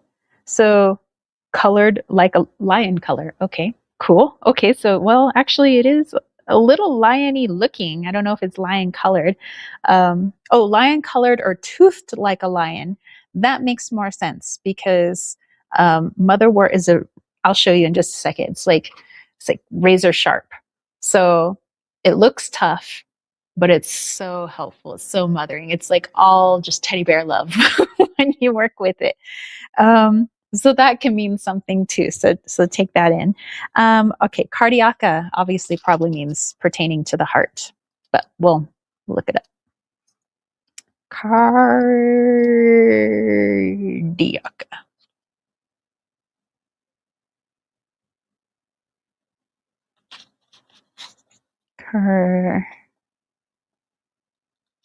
Okay, used for treating heart conditions. So Leonuris cardiaca is toothed like a lion, used for treating heart conditions. That's what it means in Latin. Okay, let me show you what the plant looks like in case you didn't know. Check it out. Looks like razor sharp. Looks like metal almost, actually. Like a nettle on steroids. But so mothering, so connected to the feminine, making a happy heart. No need for sadness. Siren says, Mom was a graduate of Missouri Southern. The football team was the Lions. She was an English major. Wow. All right. Well, then your job now moving forward is actually to look into motherwort, continue reading up on it as much as you can. Go on the interwebs. If you have some herbal books that you can borrow from the library, look up motherwort and see what else you can learn. And although, yes, you'd end up learning a lot about the herb, but mixed in there somewhere is your mom speaking to you. So, and allow her to speak to you directly through that herb. But I think that's beautiful. I think that's super beautiful. Motherwort. What an herb to be connected to. What a beautiful connection. Siren, you are very welcome. Okay, so let me go back and read some of your comments. By the way, that tea is freaking rocking my socks off, just in case you guys wanted to know. Okay, Shapeshifter says, Lilith, that could mean different things in different places, though. For me, thunder and rain is cooling, makes me happy. So is it happy? Lilith says, not really good. Turbulent. Shapeshifter says, okay, but how are you handling it, though? Lilith says, 1 minute at a time. Shapeshifter says, breathe and count as you exhale. You'll feel better. And Lilith says, it'll be okay, but thank you. Shapeshifter says, this is one magical land, Tara the shaman and the demoness Lilith and one shapeshifter. We are quite the inhabitants. Can't find the leprechaun, though. Well, these leprechauns, they just kind of pop in and out. They're really hard to catch. Lulu says, you forgot the siren and the pot of gold. Yes. And Lilith says, if only we could mimic this kind of chat and signal with Costolini, it would be humoristic as heck. Oh, for reals, though. And Shapeshifter says, Lilith, don't talk about the pot of gold so loudly. That's when the leprechaun hides. Also, I'm finding a way to incorporate the anime girl. And Siren says, Sarah, Motherwort is part of the Mint family. Mint is following me. Dude, I forgot. Thank you for reminding me. Yeah, dude, Mint is coming in. Hot cakes. Well, that's also something. You know what? It could be. Maybe your mom's been talking through the Mint family, and it's not just like, a series of synchronicities. Maybe it was her all along. Something else to look into for your message.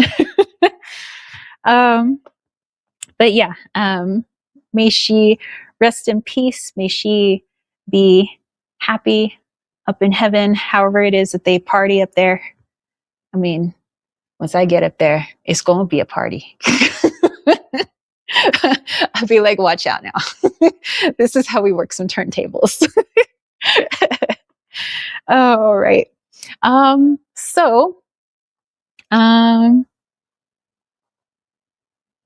Shapeshifter says, where is Costolini today? Well, it was the 4th of July yesterday, and I know a lot of people are out of town, so he could just be out of town. He could be entertaining family right now. From what I saw, kind of driving around and looking into people's backyards, not that I was snooping, but I kind of was. I saw large gatherings of people, so I'm sure Costolini's just, having either he's with family or family's like with him, or he's off somewhere gallivanting. Who knows? Hopefully it's fun and he'll let us in on it. Lilith says, Lilith isn't a demoness. She is a goddess. S says, yeah, how dare he ignore us? Siren says, I've been listening to Mom's favorite songs lately. Well, that's sweet. I noticed that like with my grandmothers, both my Nana and my grandma, both my grandmas, that whenever like I think of their music, whenever I think of their name, I just feel them, and it's just a nice reminder to know, they're okay. And they didn't really go anywhere. I mean, sure, like the physical body, it is what it is, but the soul, it's eternal. It could be anywhere it wants to. And, it's just nice to know that they're there. So, as you might say, well, I've just been listening to her music because I've been thinking about her. What if it was the other way around? She's thinking about you, therefore you're listening to her music. Just something to think about. Shapeshifter says, yeah, I'd love to have friends like you guys in my personal life too. The ones I have are a little meh. You need some spicier friends, man. Hit up the spice market. Siren says, I learned a lot of classics and legends through her. That's cool. Shapeshifter says, Lilith, demoness, and goddess are same thing, though, in my culture at least. Hey, look who walked into our crazy room. It's Venetian Rose. Hey, Heather. She says, hey, beautiful people. Hope you're all fabulous. Lilith says, Shapeshifter, say that to your nightmares. Heather says, Siren, Shapeshifter, Lilith, good to see you all. Lilith is like, caliente. Good to see you, Heather. So glad you can make it. Well, do we have any other super chats, super stickers? And like I said, you're not relegated to just what YouTube offers. If you're more comfortable, Venmo, PayPal, that's totally cool too. Otherwise, I say we get a little Yarrow meditation going. And as a thank you, Yarrow, for helping me not to bleed out of control earlier, because I wanted to go play with glass. Even as I was sticking my hand down the disposal, I was like, dude, I'm totally going to cut my hand up. And I went, oh, there was the first, oh, that's the next cut. Oh, that cut too. Oh, this is going to burn. And then I was like, oh, as I was bleeding all over the white sink, I was like, we have Yarrow. I was totally going to talk about it today. And then I was like, did I cut myself because I was going to talk about Yarrow, or is that like not connected? Because inquiring minds want to know. Heather said, "Woo woo! Thank God, goodness for Yarrow." Yeah, I mean, I actually got to. I have used it in that fashion before. I just have never had that many cuts at once, in which I had to like put leaves all over my hand. But it worked. I will say, I am little. I'm Yarrow's spokesperson. Testimony. It worked.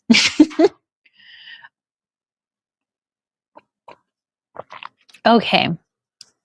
I do taste the yarrow in this drink, by the way. And I think if you're going to have yarrow in a tea, you probably want to add milk. I don't know. It just kind of like takes away, like it said, it's kind of a bitter tonic. It takes away the bitter and makes it more floral, like a milky floral, but also tastes a little bit of the lavender and the chamomile. Interesting. I like to contemplate on the herbs that I am ingesting.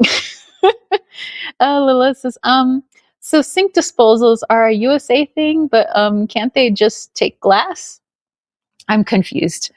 Uh, well, it kind of did, because Riley asked me if I turned on the disposal since the glass went down the drain. I was like, no, because I was afraid that it would hurt the drain or the disposal. He was no. I mean, he turned on the disposal and the glass went away. I was like, oh, well, there were big chunks down there, and I thought that maybe like big chunks of glass weren't good. I don't know. I mean, if it was a wussy disposal, I would say probably don't put glass down the drain, but it seems to be like a disposal of some heft, so it took care of the glass. And I always have this fear, maybe because I watched what you call it, Final Destination in the theater, and saw the subsequent Final Destinations. I always have this fear, if I stick my hand on the disposal, it's just going to magically turn itself on, and then I'm going to have like roast beef hand. So I was like, please don't turn on disposal. I have my hands down here. I love my right hand. Heather says, I don't know what you want over. It's the Wounded Healer ruler in Chiron. I had 5 of them surprise me this year. Ooh, I'm going to have to rewatch. Oh yeah, and then Lilith was wondering, what about Chiron? So yeah, Heather, I there was a glass cup that exploded in the sink, like glass everywhere, and a bunch of it went down the drain, like big chunks of it. And so I just wanted to grab the big chunks out, and I ended up like slicing up my hand. And so since I was like bleeding all over the place, it was like, but we have yarrow in the yard, so I just took the leaves, mushed them up in my mouth, and just I put a bunch of yarrow leaves all over my hand, and just like boom, stopped bleeding. I had a green hand afterwards, but that's cool. I don't mind walking around with herbs.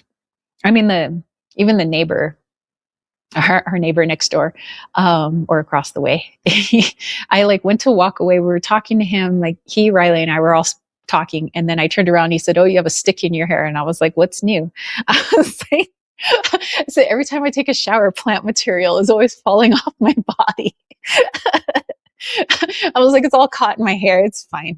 I'm part of the forest. It's cool. It's like a compliment. The forest wants to be all up in my person. So that's cool.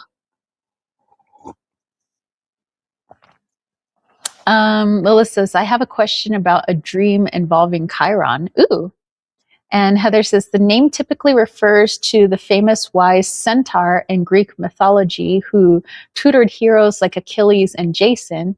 It has also been spelled Charon, like that. Lilith says, give me a second to write it out.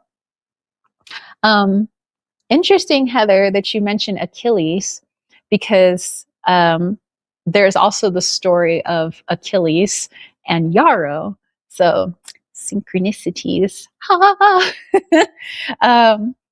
Let's see. Is it in one of these books? All I know is like the brief synopsis of it is that Achilles was given the herb Yarrow for wounds that he may incur. So it was like his superpower. It was like the opposite of kryptonite. It was like, so if Achilles ever got wounded, he was like, just him and Yarrow became one. And it was, but I forgot who gave it to him or who showed it to him. I think it was some goddess or something. Melissa, so in the time when Karmicville formed, I had a dream about being a unicorn type figure who had babies from a centaur who I saw running away from me and turning his back on me as it disappeared through the bushes, leaving me behind to raise the babies on my own. I always wondered what it meant. Interesting. Oh, so that's why you're bringing up Chiron. I see. Shapeshifter says, I actually don't know trees have this much mythology associated with them. It's kind of cool. Nice. Okay. Let's see. Maybe it's in this book. Let me know. No, I don't have boils. Nope, not in here. Okay, well, that's fine then. I think that was like the gist of what that story was all about. Okay, so so in your dream, so you're this unicorn figure, you have these babies with this centaur. So I believe a minotaur is where it's like half man, half bull or something, and I think centaur is half man, half horse. So this man, half horse person turns their back on you, leaving you with all the babies. That sucks, nards. Okay. Let's dive into the psychology. And Heather says, according to ancient Greek lore, Chiron the centaur taught Achilles how to use the yarrow plant to treat battle wounds. That was who showed him. I was like, it was somebody who introduced it to Achilles. So it was Chiron the centaur. Dude, like the synchronicities are kind of blowing my brain synapses right now. Hey, Kath, how are you, my friend? Okay, so first of all, we have to look at the symbolism of horse. So, you have the mythological unicorn and mythological centaur both connecting themselves to horse. And horses are often connected to earth, like earthliness, being grounded, gracefulness, power, and masculinity. Whether or not it's male or female, it's connected to masculinity. But masculinity in its positively divine fashion, and that horses don't just. I mean, Riley would know more about horses than me since he raised horses, but like horses aren't normally what we think of with like animals that pick fights with other animals. Just like, they're not just like going up and being bullies to other animals in the wild, not just for no reason. So hence the power yet grace. Okay, so taking that into account, why your subconscious would be taking all of that. And then we think of the mythology of unicorn, which, when we say somebody's a unicorn, it's like they're one of a kind, right? So your subconscious is even seeing you as one of a kind. And I would have to agree. You're one of a kind. You guys are all, you're all your own one of a kinds, right? There is no other Lilith. And so you see yourself, subconsciously speaking, as being unique. And you like to look for the uniqueness in other people. So you would see yourself as the unicorn. And so here you have the other person in the dream, or being in the dream, as being half horse. So only half of that, divine masculine, only half of that strength and gracefulness, the other half being man. And I say man is in, yes, he was physically male in your dream, but also man is in like mankind, that we are corruptible. And so having not seen yourself as being a human being in this dream, you're seeing yourself as more of the soul nature. The soul is unique. Whereas you're seeing this other person as part of their divine nature, but also the other part that's corruptible. Bless you. And when we mix that together, we get undesirable outcomes. Hence, I guess you could even read the Christian Bible story of what happened, to humanity becoming corruptible, that we were these like little divine spirits. Yay. We were just all chilling, out in the garden, hanging out with, the creator and everything. And then we decide we're going to go do our own thing. And in your dream, the centaur wants to go do his own thing, leaving you with basically the world to raise. And so, what this could mean symbolically is that many times you feel that the corruptibility in people, just us being human beings, we're not perfect. We have this beautiful, lovely soul in each and every one of us, but then we have this ego that, has us do things that are not of the best and highest good for ourselves or for the rest of the world. And so in the stream, I think that you see that oftentimes you're creating all this beauty. Your soul creates, hence like the unicorn is creating these babies. Your soul is creating all of these wonderful things. Maybe not necessarily babies, but you make these wonderful things. You make wonderful music. You make a beautiful friend. You make, all these beautiful things.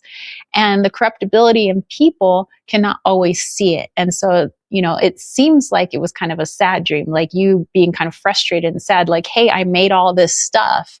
I made all these babies.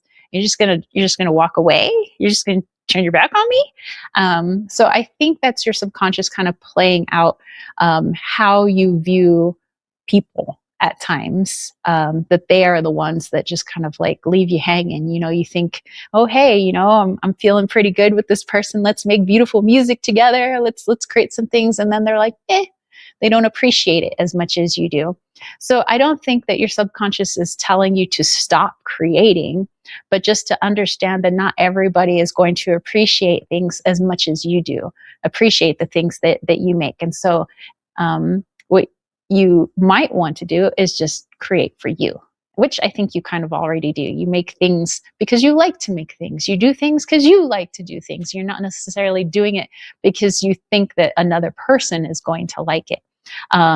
So in your conscious world, just understand that people are just going to be people.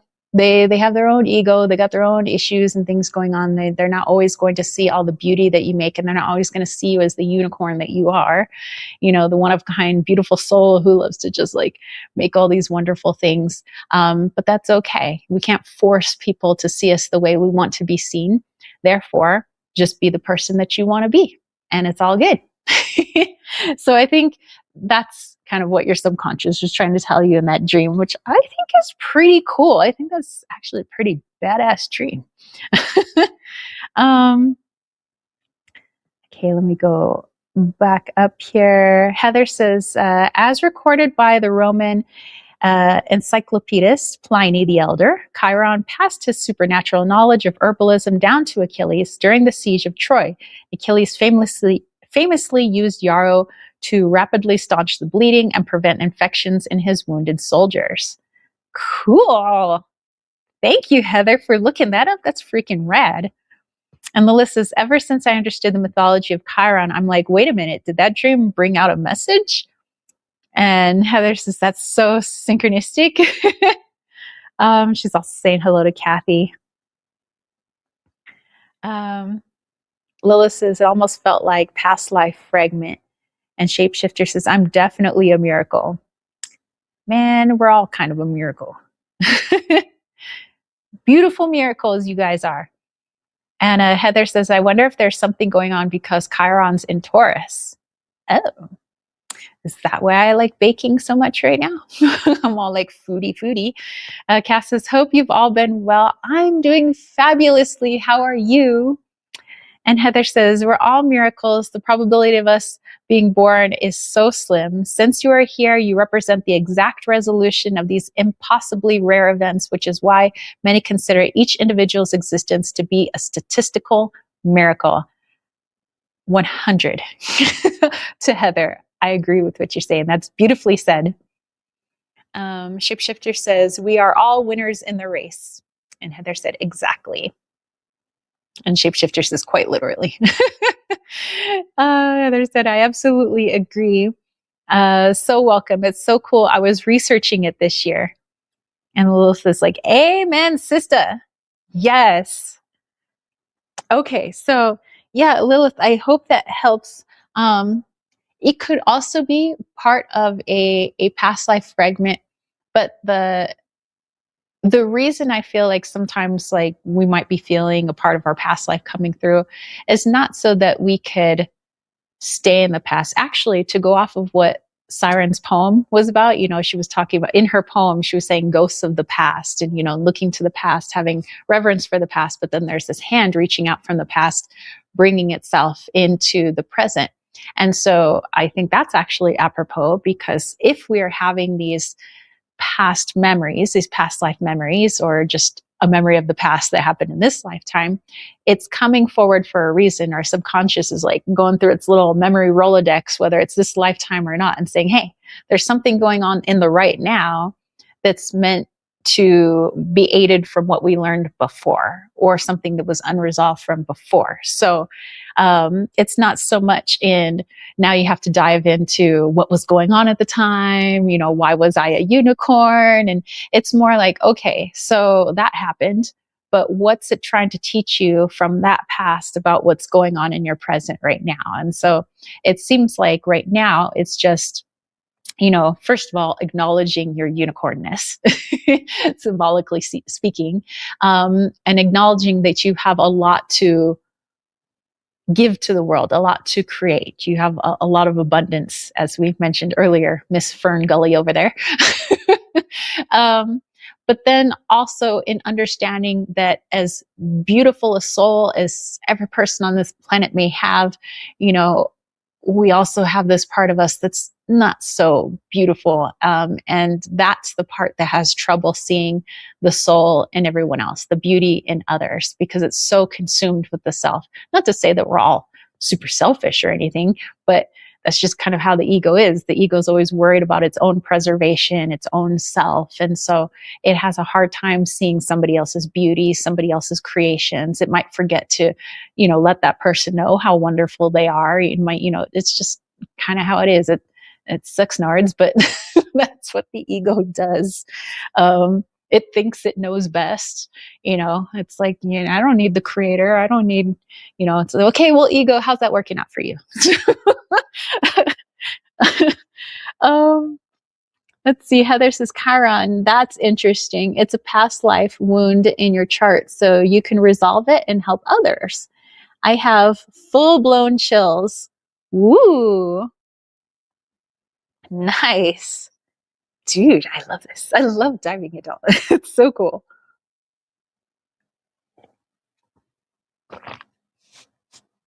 Well, thank you. Thank you, Siren and Lilith, for letting me dive into your questions. Fascinating. I'm also going to be revisiting Motherwort too while I'm working with Yarrow. I really appreciate Yarrow's help today. That made me feel better. I was like, I shall not be putting triple antibiotic into my body. I will put Yarrow. So I'm also drinking it as an internal to kind of help with any infection there may have been from the glass, although the glass was already partially cleaned, just in case. I want to make sure that I'm good inside and out, hence why the Yarrow went on the outside. And I'm also, cheers, putting Yarrow on the inside. Okay. Do we have any other super chats, super stickers, Q&A before we move on to our little Yarrow meditation? I'm like trying to like figure out what instrument, like I kind of been in a singing mood today, but I don't know. We'll see. We'll see. Shapeshifter says, land into your Lilith persona. Lilith says, thank you. You're very welcome. Oh, lean into your Lilith persona. Shapeshifter says, I don't think we have those plants. Not that I would know when I see them.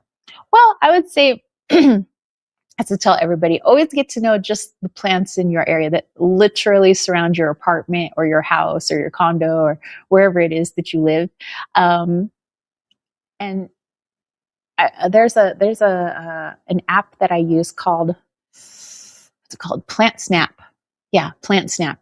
You literally take a picture of the plant. It tells you what plant it is. Although I also cross-reference. So I'll take the name of that plant and I'll then look it on the internet, and because it doesn't always, it's not like 100% accurate, but it does point you in the right direction. I would say it's accurate probably like 90% of the time, not a hundo, but probably about 90. So let's say I took a picture of a dandelion and it says it's a dandelion, and I'm like, oh, okay. And then I look at dandelion up on the internet, I cross reference, okay, yeah, that's the same plant. Okay, so that's what we're dealing with here. I look at the structure of the leaves, how many leaves per flower, because there's a lot of plants that look very similar, but they might have more or less leaves, but maybe the same coloring or the same type of flower heads, kind of like with a wild lettuce and with dandelions. They both have yellow flowers. They both have flowers that turn into little puff balls that you can make wishes on. But they're two very different plants, although they have similar looking leaves. They're not exactly the same, but have fun. So, I don't know if you have Plant Snap, in your apps, but you can definitely get it and just start taking pictures of what is considered just like weeds or just like grass or whatever in your area, and just like what is growing there naturally. And the more you get to understand the medicine that's literally right underneath your feet, I think the more you understand like what your own needs are. If you're noticing that there's a lot of plants in the area that are growing because there's mineral depletion in the soil, chances are the food you're eating from your area might also be depleted in minerals because the soil might be depleted just due to over farming and things like that, which means like, okay, well, now that I know that if the plants are lacking in minerals, from the soil, or they're there to put minerals in the soil because it's lacking in minerals, that must mean that maybe I need to start looking at like my own mineral intake, like what kind of my foods am I eating on a daily basis? Could I get more, So I don't know, cool things to do. I mean, that's just my nerdy plant stuff that I do. So, um, let's see. Lilith says, I got my whip ready. Whoa.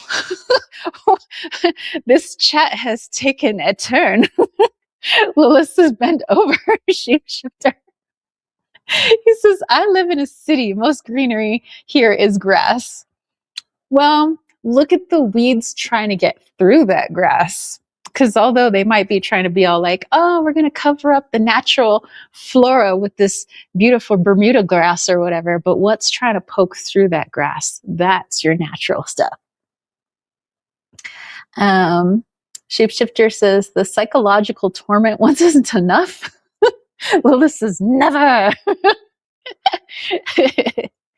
Awesome. All right. Well, let's go ahead and get ready for some meditation-y goodness. Let me move out of the way. Get you to stare at this beauty over here. Oh, you know what? Let's light some incense. Let's do it. Of course, I have a green lighter. Would it be any other color? Maybe I'll try to light the candle with this lit incense cone. Can I do it?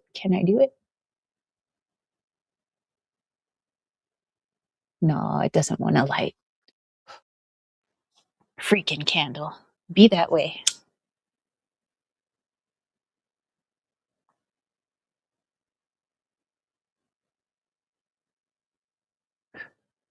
Okay. All right. So I have some magnolia incense going on there. And maybe we'll use this lighter to light this candle. All right. Good times. Nice little meditation environment. Okay, let me look for a musical instrument here. What do I want to use? Choices. We're going to go with the drum. Let's do it. Okay. We're going drum. Wolf drum. Okay.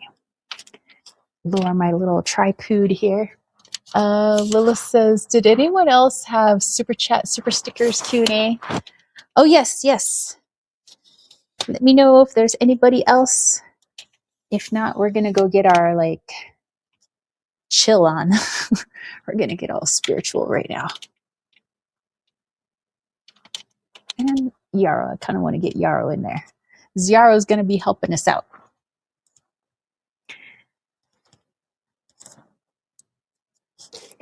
Ooh, okay. I do feel the call to incorporate my voice, but I don't think it's going to be very song-like. All right. We're just going to go with it. I mean, that's all I can do is we're just going to go with it. Okay. So I'm going to have a little sip of my tea. Okay, it's all done now. That was good tea. Go ahead and find yourself a nice, comfortable space. A place you'll be undisturbed for the next several minutes. You could be lying in your bed, sitting in a chair. Maybe you're seated on the floor like me, or maybe you're laying underneath your favorite tree. Even cooler if that tree has a hole in it. Wherever you are, allow yourself to just go ahead and decompress. All the worries, all the to-do lists, you'll have time for those later. For now, this is your peace, your time, your relaxation. So just settle in. Bring your awareness to the breath. And as you focus on that breathing, you might start to feel the tension in your jaw begin to relax. Just feeling that rise and fall, feeling the eyelids possibly becoming heavy. Just allow yourself to close those eyes, allow them to rest. Continuing to breathe in and out, feeling the shoulders falling away from the ears. Tension in your hands and your forearms becoming more and more relaxed and at peace. Feeling your torso begin to release its rigidity. Now's the time it can just be at peace. Feeling the tension in our hips disappearing. Our legs becoming heavy as they melt into the earth.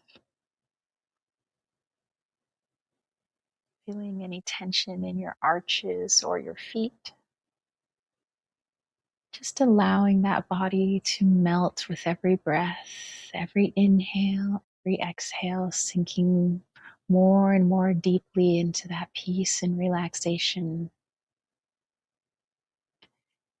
And if you hear the life that is the outside, whether it be animal or child or car, every noise only aids you in sinking further and further into your relaxation.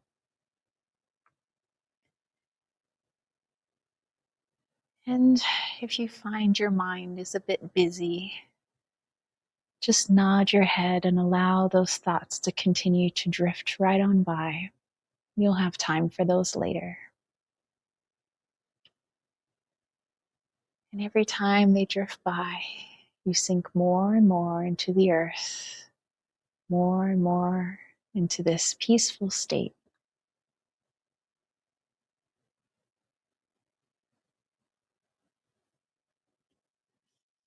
And imagine now, with any of the senses that works best for you, that you are in a beautiful field. What does the grass feel like? What does it look like? Are there flowers? Are there trees? Is it a cloudy day, a sunny day? What do you hear? Are there birds?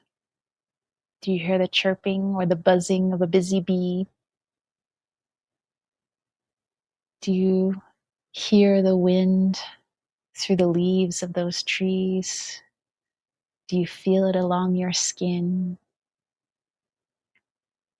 Try to envision this beautiful place of your choosing in as much sensory detail as possible.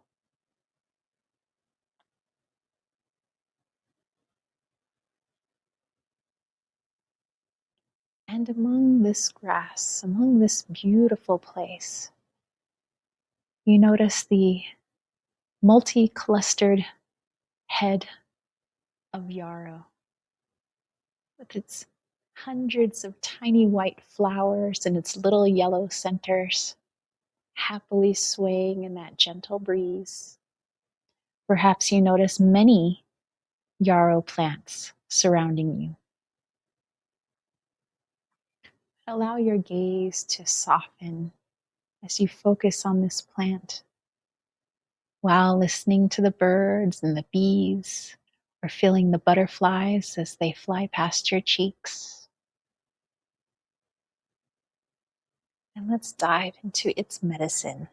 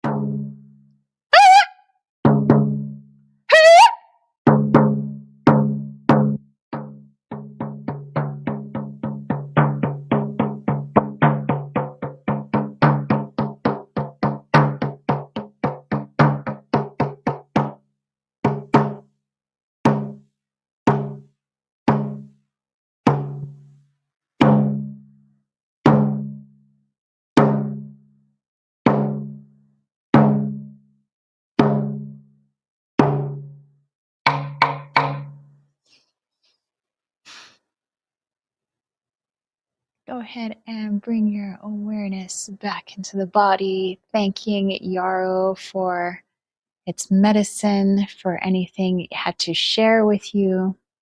Thanking our Creator for bringing this medicine and placing it here on this planet for us to utilize. Being in gratitude, surrounded by so much abundance, so much medicine, allies from the animals, the elements, to the plants beneath our feet, and the humans in which we share this planet with. And just feeling into those fingers and toes.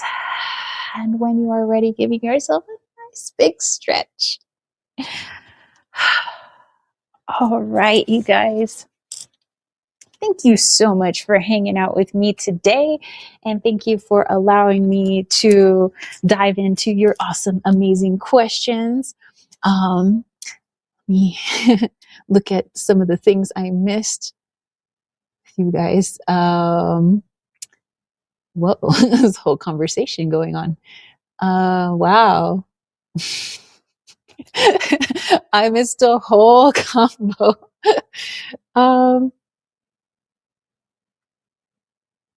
Shapeshifter says, I don't want to talk about my dreams. Don't want to break down why I'm seeing blue yonis and waking up scared.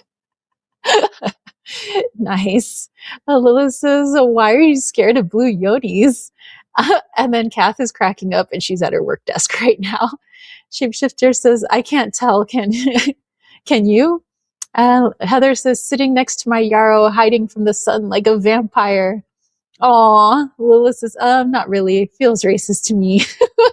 I have garlic and a crucifix. I'm not afraid to use it. Shapeshifter says, the only time I'm going to be sympathetic towards racism. Lilith says, speaking of which, someone today threw me a face. I was like, was that demon-like? And Shapeshifter said, seriously, demon-like scary? And Lilith says, justice for blue yonis. Heather says, to be fair, it's 102 degrees outside. I'd be extra crispy human. Ooh, yeah, that's way too hot. It's humid here, but it's not 102. Shapeshifter says, blue yoni lives matter. Heather says, you're all cracking me up. Liz is understandable. Shapeshifter says, hey, demons are many kinds. That's not helpful. We have embarrassing talks like this all the time. And Lilith says, who's embarrassed? Heather says, well, you're in good company. We're all goobers. Shapeshifter says, I'm mostly embarrassed that Tara's going to read all of it loudly. Lilith is just a face of utter disgust and mean, like real ugly. And Shapeshifter says, the walk of shame. And Lilith says, wahaha, I love that she does. Accountability. Shapeshifter says, that's why she does it, probably to show us our own handiwork. But of course. Lilith said, yeehaw. Shapeshifter says, hey, I heard the Native Americans made those sounds as well. What do they mean? It's just connecting to nature, but also calling out to the creator. So just as like the wolf or the coyote would use its voice to call in others of its kind, it's very sacred. Many natives would see their voices as sacred, especially wolf, in connecting to what the creator can hear. So usually when those sounds are made, it's usually as almost like, hey, connection, like we're making connection right now. And Kath says, wow, I was picturing an indigenous tribe dancing in a circle around me in Yarrow, and then you started your calls. I had shivers in my crown. Aw! Hey, guess who's here? It's Lily, Energetic Life Specialist. Hi. Hey. Heather says, I'm so grateful. That was beautiful. Shapeshifter says, that was cool. And Heather was like, wow. So anyway, well, I'm so glad you guys could all come here today, and I enjoy hanging out with you guys.